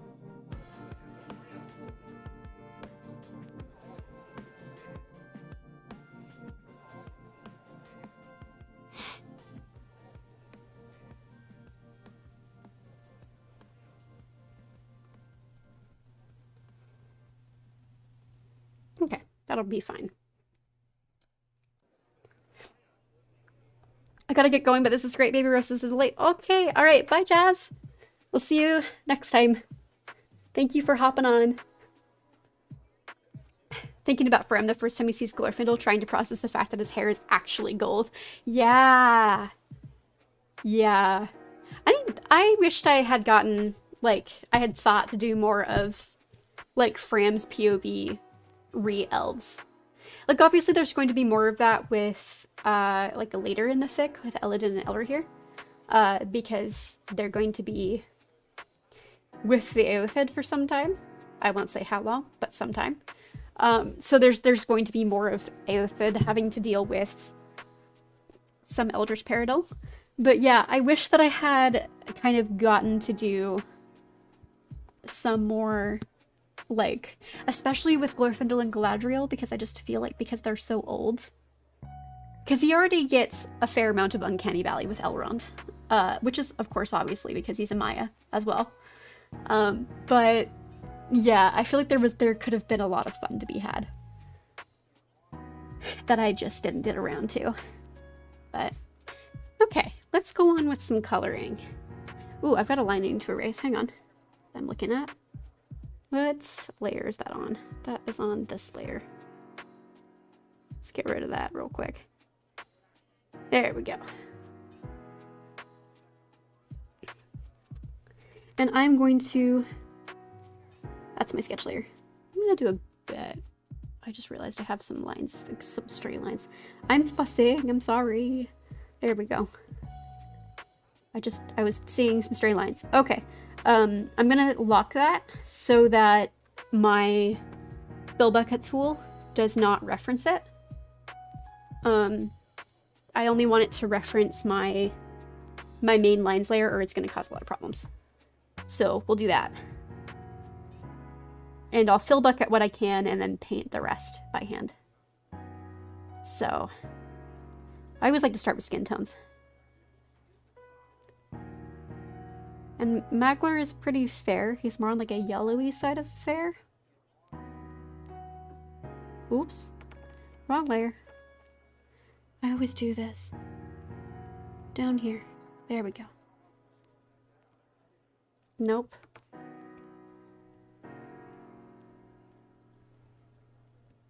There we go. I'm going to... Is that? No. That's not affecting anything.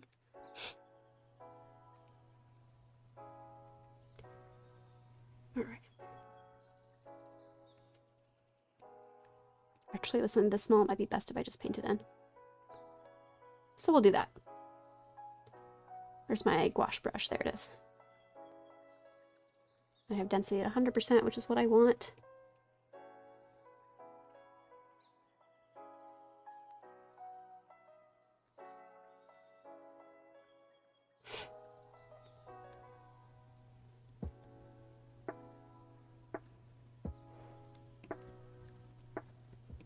If I do finish this in one stream, I will be so pleased. Honest to God. I know that we've already been going for like an hour and a half now, but if I can get... I really doubt I will be able to get all the coloring done that quickly, but if I can, I will be super duper pleased. Okay, now for Elros. He's a darker orangey brown. Oh yeah, my fill bucket tool's not going to work for this. That's all right.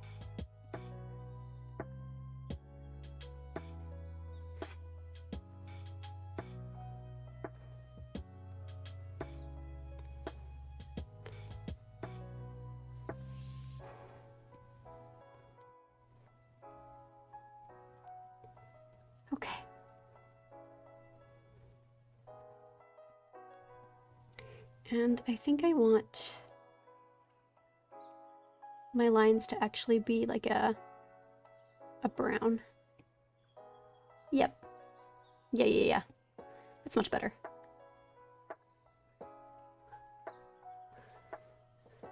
Okay.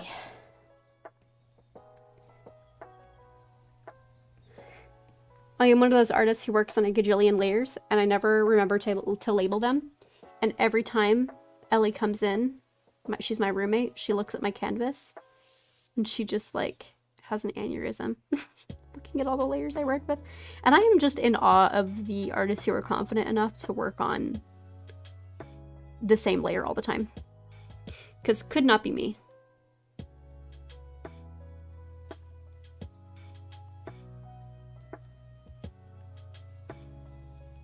Why is that reading so gray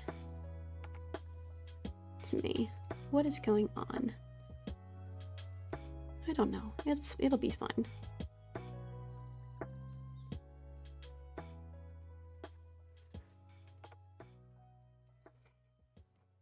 It's just because of the color theory. It's the color I slapped down for the lines, and we're gonna live with it now.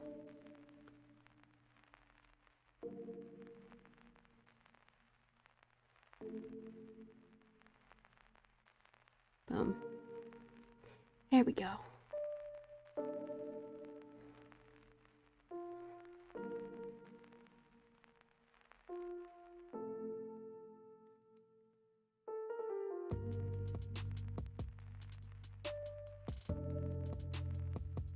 And now for Maglor. I'm gonna go over to like the blue-purple spectrum and pull my darks from there for his hair. But yeah, I just like working on so many layers because it makes the render so much easier. And I feel like I'm way less stressed about mistakes.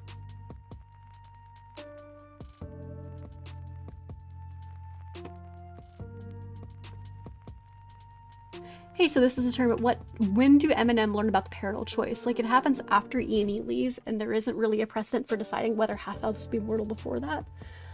Did Eminem have any idea whether E and E would be mortal or immortal when they took them in? This is something that I am not fully decided on, I think. I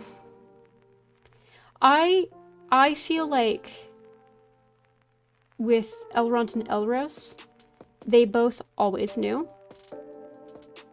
It was just something that was in them from the beginning. They knew which choice they would, like, they knew which side that they aligned on. Because when I think of the choice, I don't think of it as being, I explained this on a different stream, but I don't think of the choice as being like a one-time, I know it's really presented like this in Tolkien, but I think of it as being a constant thing that they have to choose. Because when Tolkien talks about, and I don't think that the choice makes them mortal or immortal. I think they are default immortal. And there's a good argument to say they're default mortal. But I think they are default immortal, immortal plus, I should say. And the choice as to whether they will abide with men or elves is a consistent choice that they have to make. Because that's how Tolkien phrases it. He says that Elros chose to abide with men, and Elrond chose to abide with elves. And when he talks about how people who are of parental descent, like namely Aragorn, namely Arwen, namely just the kings of Numenor, when he talks about how they died of natural causes, not the ones that were killed, like Dior or whatever, but the ones that died of natural causes, so to speak, or lived out to the end of their years, how Tolkien describes that they die is that it's like a choice. Like they go up to a certain place and they just decide, I'm done. I've done what I needed to do. I've fulfilled my life purpose. And they lay down and they just die. And so I think that, for instance, that was a choice that Elros made. He didn't want to be there forever. He was content to leave his legacy to his descendants and leave. And he was tired. He just didn't want to live in that world forever and ever. And I think Elrond had to make the conscious choice to keep on going constantly in the face of everything that was going on. And that he could have at any time decided, I'm done and I want to lay down and I'm tired and I want to lay down and die now. And he didn't. And I find that very compelling. So I don't know how canon that is. Well, I do know how canon that is. It's not fully canon.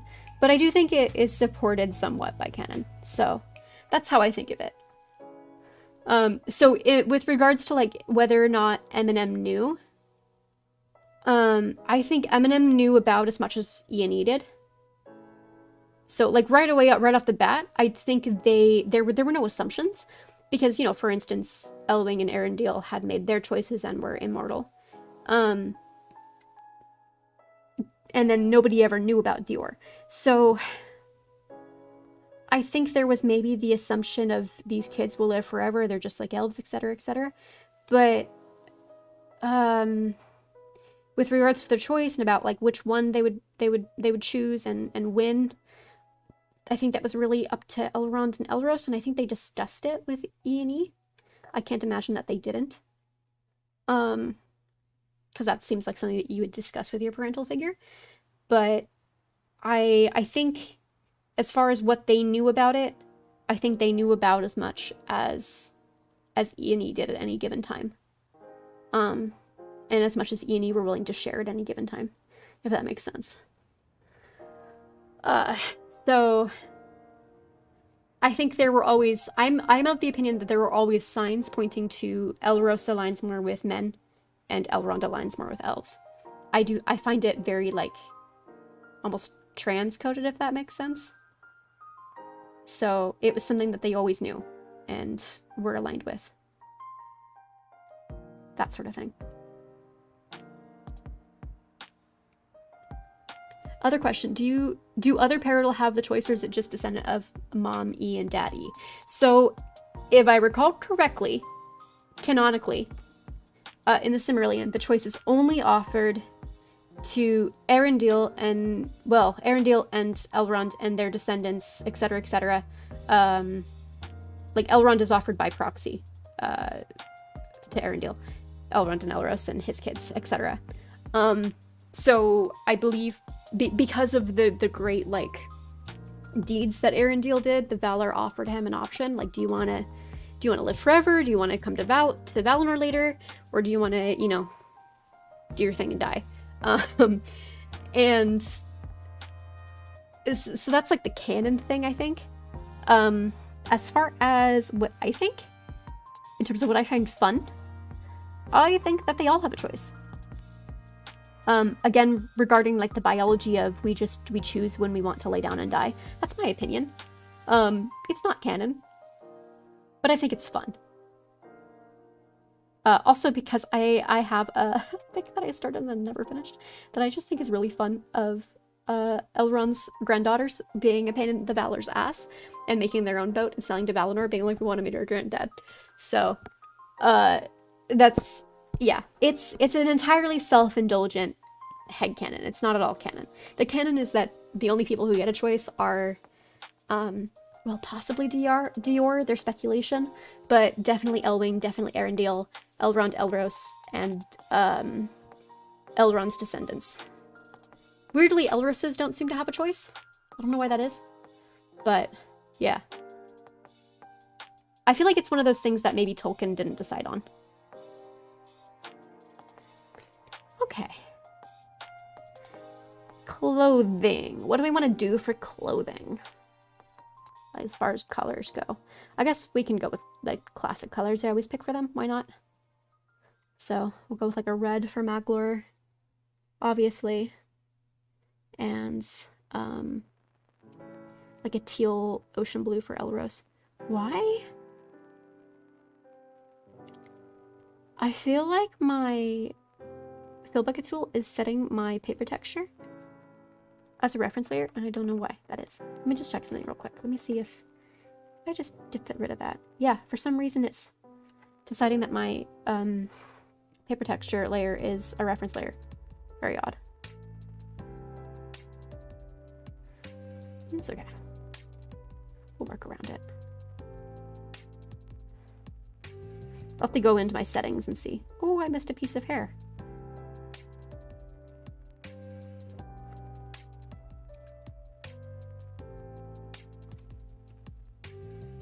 You know what? That is so logical, though, if you think about the biology bit. That's how I feel, honestly. I know I'm biased because it's my theory, but yeah, that's how I feel. The evidence towards them being default mortal, though, is quite strong when you consider how they age. Because, for instance, like, an elf doesn't reach adulthood until they're, like, 100. They reached, like, teenagehood when they're 50. Versus, like, Ederenziel and Elwing had kids and were married by the time they were in their 20s. And Dior also was very young, relatively, when he had kids and slew Celegorm and died. So the evidence there is, okay, they're default mortal and then they just stop aging at a certain point. Or whatever, when they make their choice. I just kind of tend to think that they have, like, some really fucky genetics on their side of aging, and that they just, they age to maturity faster than an elf would. But after a certain point, it slows down. And I get that from, like, the Dunedain. Because, you know, presumably, we don't know for certain, but presumably, Aragorn was, like aged like a normal child. And then aging slowed down considerably by the time that he got to be, like, you know, 20, 30, 40, 50, 60, 80, etc. And, you know, those are presumably the same genetics that Elrond is working with. So, yeah. I tend to think that they aged like humans until they reached, like, the age of maturity, like, you know, 25 or so. And then they just stopped aging. Or they aged very, very slowly.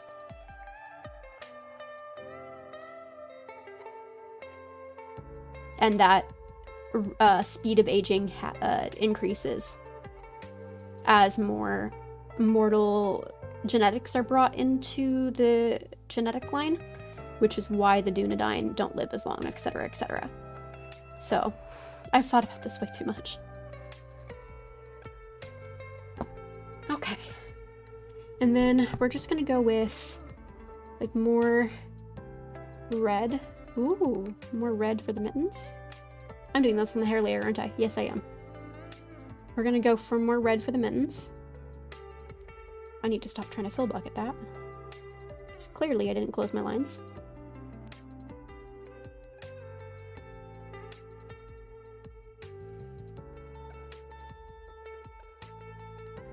There we go.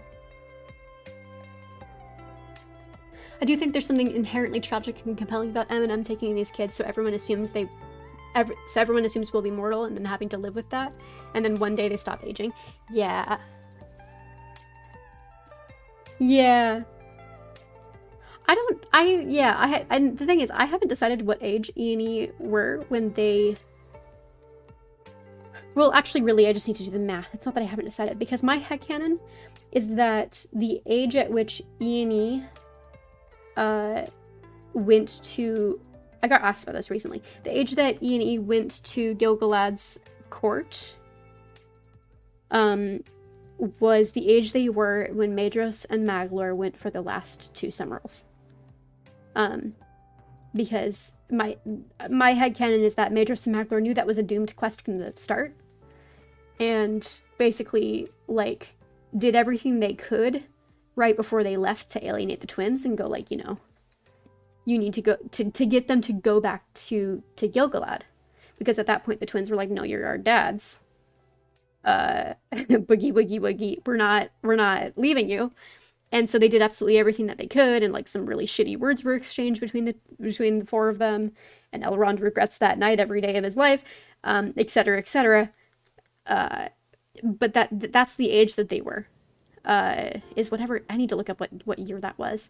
But essentially they stayed with them until Maedhros and Maglor went for those last two Cimmerals, and that was the point at which E and E go to Gil-galad's company.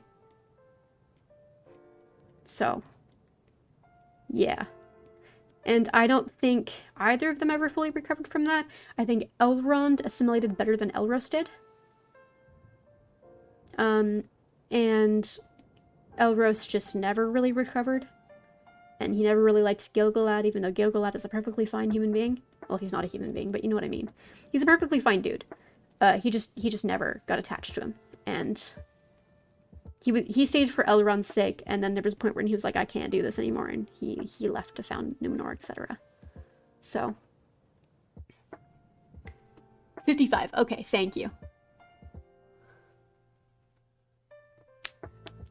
So yeah, definitely not babies, but definitely not like old by any stretch of elvish imagination. Okay, and then I think what I want is like a different red of some kind for these wraps, like maybe a more muted bricky sort of color.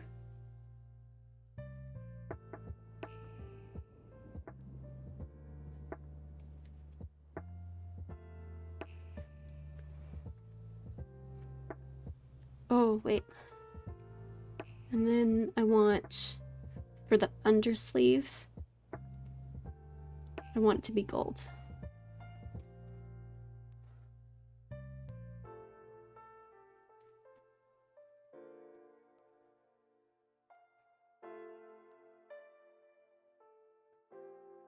Though I might work some blue into Maglor's design just for sake of art cohesion.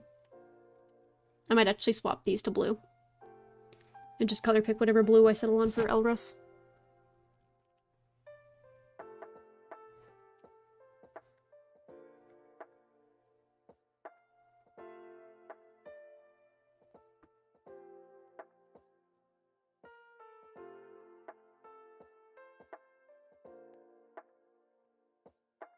There we go.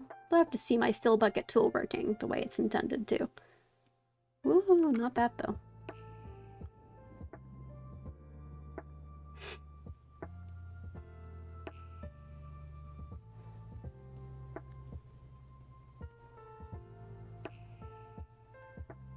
Okay.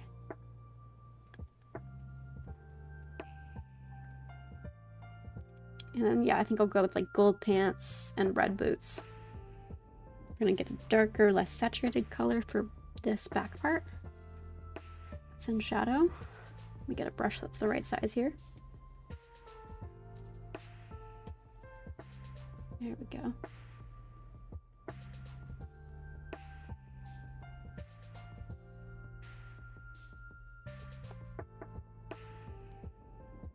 Young adults, like early 20s maybe. Yeah, because, you know, when you slow down aging that much. That's what I would lean towards, is like a young adults situation. Still a long way to go with maturity.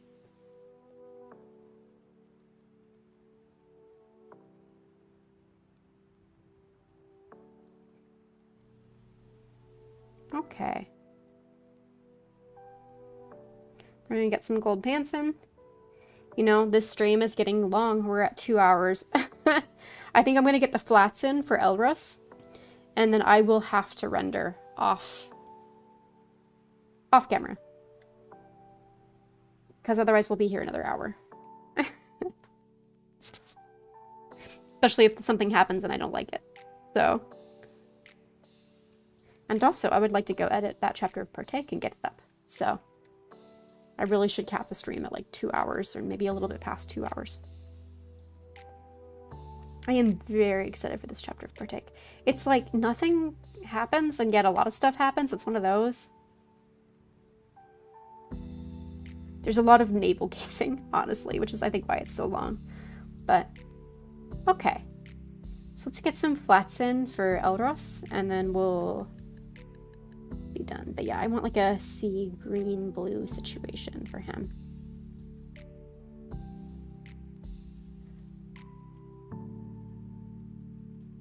On his pants, and then maybe, I mean, the parka needs to be like a, I guess it doesn't have to be a hide color, but it really should be. It's kind of hard to dye leather really bright colors. Okay. Let's pick like a tan. Do I like, oh, that's more like, well, we could suppose we could use that. More like, what do I like here? Sure. I think that complements the color nicely without being too close to his skin tone.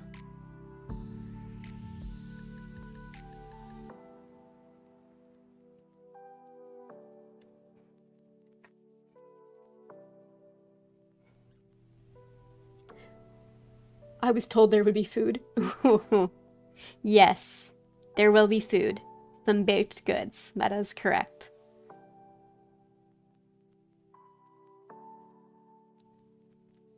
Yeah, there's a bit of food. There's a bit of Gilgalad. There's a bit of, well, there's obviously a lot of Elrond. A bit of a Rester being pissed off, which we love for him. A bit of Maymag's backstory. A bit of early Elrond and Gilgalad backstory. Like, it's a lot of exposition, I guess, in a way. But yeah, there was a good section of it where I was like, Elrond just needs more friends. But I was trying to reconcile, like, because I wanted to give him a friend, some more friends to make, besides a Rester in Linden. But I was trying to figure out, like, beyond Elrond just being busy as fuck early partake, why there wasn't any progress in that department. And why suddenly there is now. And my solution is that the character that he makes friends with just wasn't around. It just was not there. They're new. So they don't have, like, a lot of the history that a lot of these other characters have with Elrond and Gilgalad. To really have that, like, I don't want to say prejudice, but like preconceived notions and just not wanting to get involved in messes. They don't have that, so he's benefiting from the, not, I don't want to say their ignorance, but, you know, kind of their ignorance. But also they're genuinely a very sweet, warm, friendly, open person. So he's gonna be able to make friends with them. Which, yeah, I'm excited for. That was one of my big goals, I should say, for this section of Partake, was just helping Elrond grow more roots outside of Gilgalad. Because a Rester's been a big help, obviously, but in order for Elrond to not fully slip back into old habits, he's going to need support. More than a Rester. A Rester is a start, but he needs more. Okay. And then I think I am, I'm going to try, for art confusion's sake, I'm going to take this color over to Maglar's clothes and see if I can add it in on the bracers and if I like that.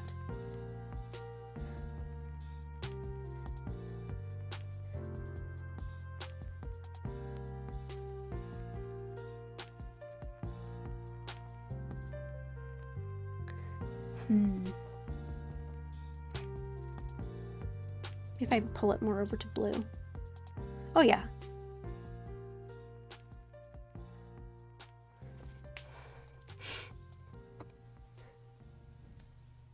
For Elrond and Gilgalad, so we get to see how the clusterfuck got started. Yeah, you get a glimpse. I'm giving you a bit.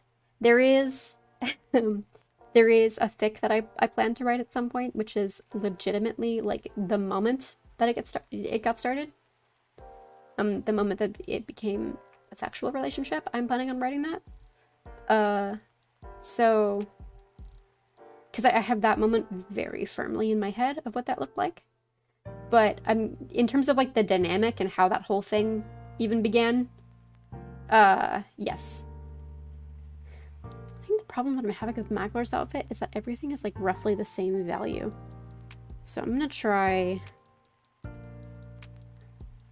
just darkening a few things up here.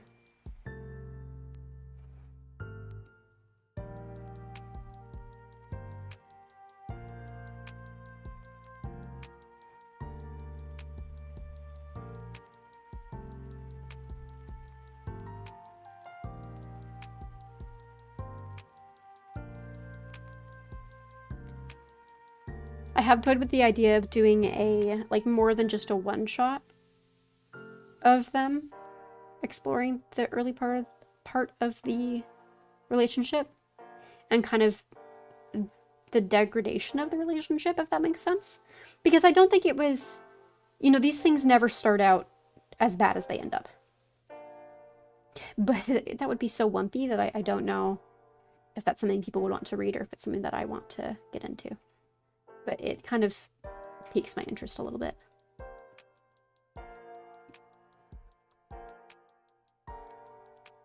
Yes, Elrond does need more friends that are not family or lovers. It's essential to his growth. Yeah, exactly. I agree.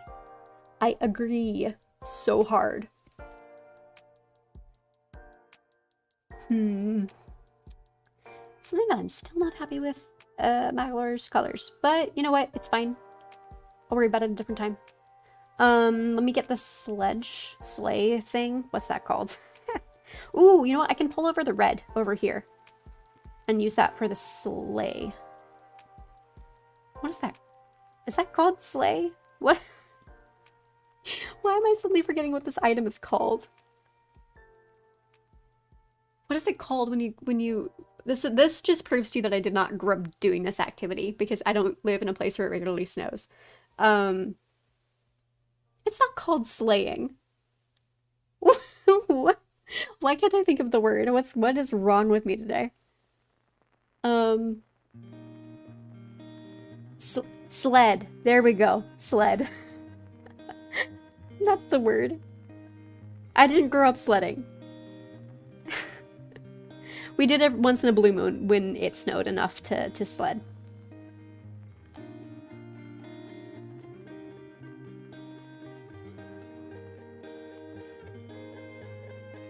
Galadriel voice, nothing is evil in the beginning. Yeah.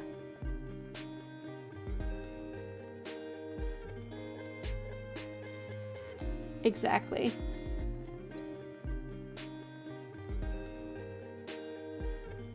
And also just I want to get more into, and I am slowly, one of the other things I have to do in this next part of Partake is take Gil-galad off of his, he's still scary, he's still very scary, but I have to take him off of his pedestal a little bit and humanize him, if that makes any sense. In order for any like progress to happen, that has to happen. So that's the other thing that I'm working on, and that I think I've sort of accomplished a bit more in this chapter, because he's just kind of a very nebulous, imposing figure in early Partake. And he's still kind of a nebulous, imposing figure, but he's got more perspective chapters, and I'm trying to flesh out what Rings of Power gave us. Especially because, like, I don't necessarily think of Gil-galad as being a child king. Like, I do and I don't. But not in a negative way, necessarily. In my general thoughts on the Silmarillion, I don't think of him as a child king.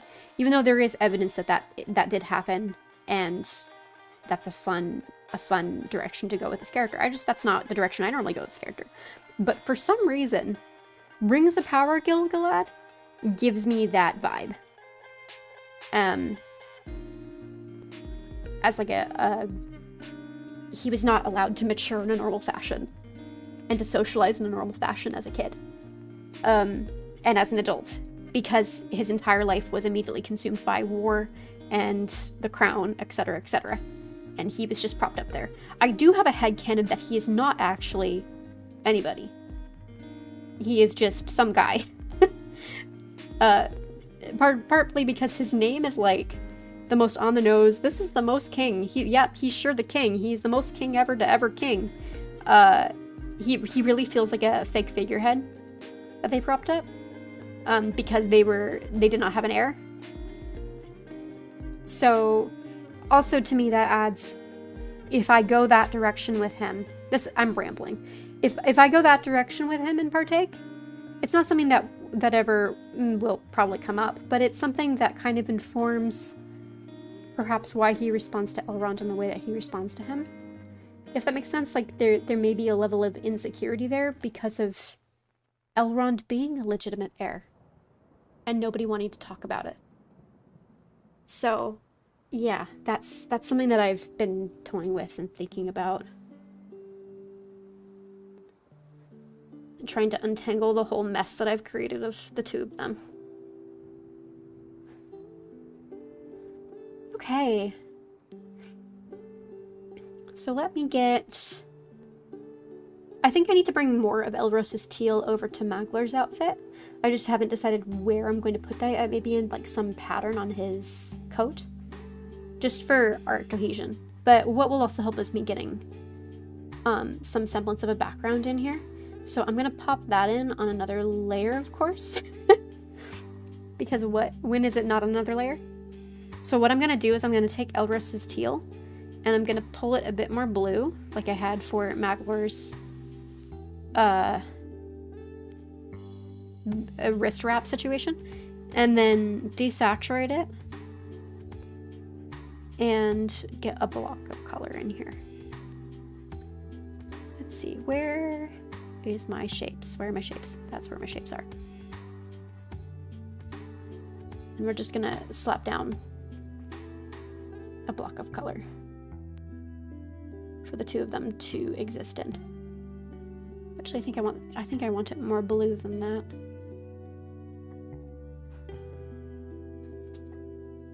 Yeah, we can go with that. And then we're gonna we're gonna smack, plop down some snow.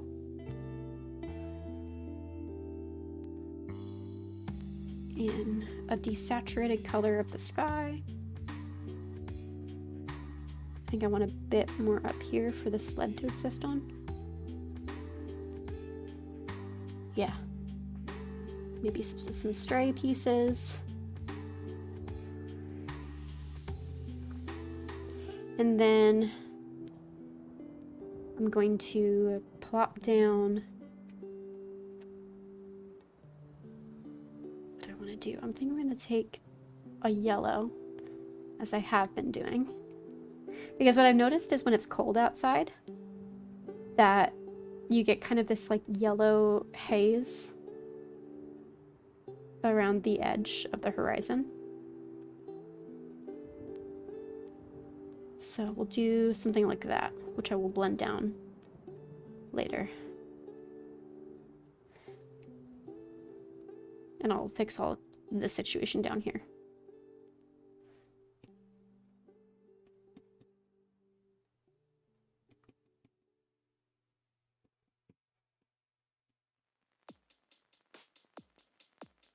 Okay.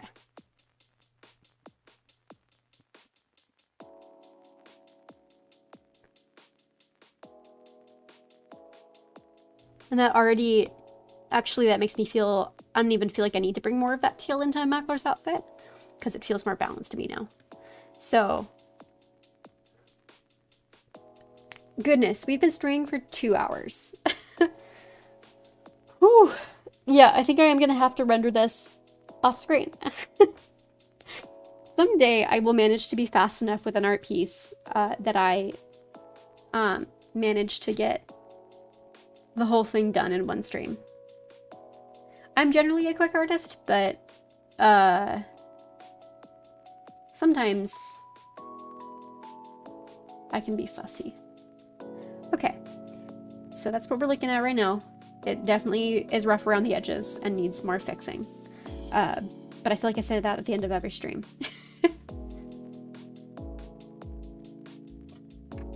Gil feels almost explosive in a very serious way that gives me anxiety. Yeah, me too. He's very different. Ring's Power Gilgalad is something. He's very different from a headcanon Gil. Yeah, I agree. My headcanon Gil is friendly in a disarming way. That he uses to his advantage politically. He's very smart, he's very cunning, but also he's like kind of a big goof. I struggle to describe him sometimes, but he's, in my head, he was always, Elrond was always very dear to him, and he was always very kind and very protective of Elrond. And so Rings of Power was like, I don't know, drinking from a fire hose feeling with with how they wrote Gilgalad. He's very stern and has a stick up his ass and stresses me out. He feels very dangerous too, which, like, not that Gilgalad shouldn't feel dangerous, I think he should, but he just feels dangerous in a different way than how I picture him, I guess, if that makes sense. So I'm starting to ramble, but yeah, it was definitely a kind of character archetype that I wasn't expecting for Gil, and I think that's why he gave me brain rot and why I wound up writing a 1000k, oh god no, please god no, 100k fic between him and Elrond. I think that's why.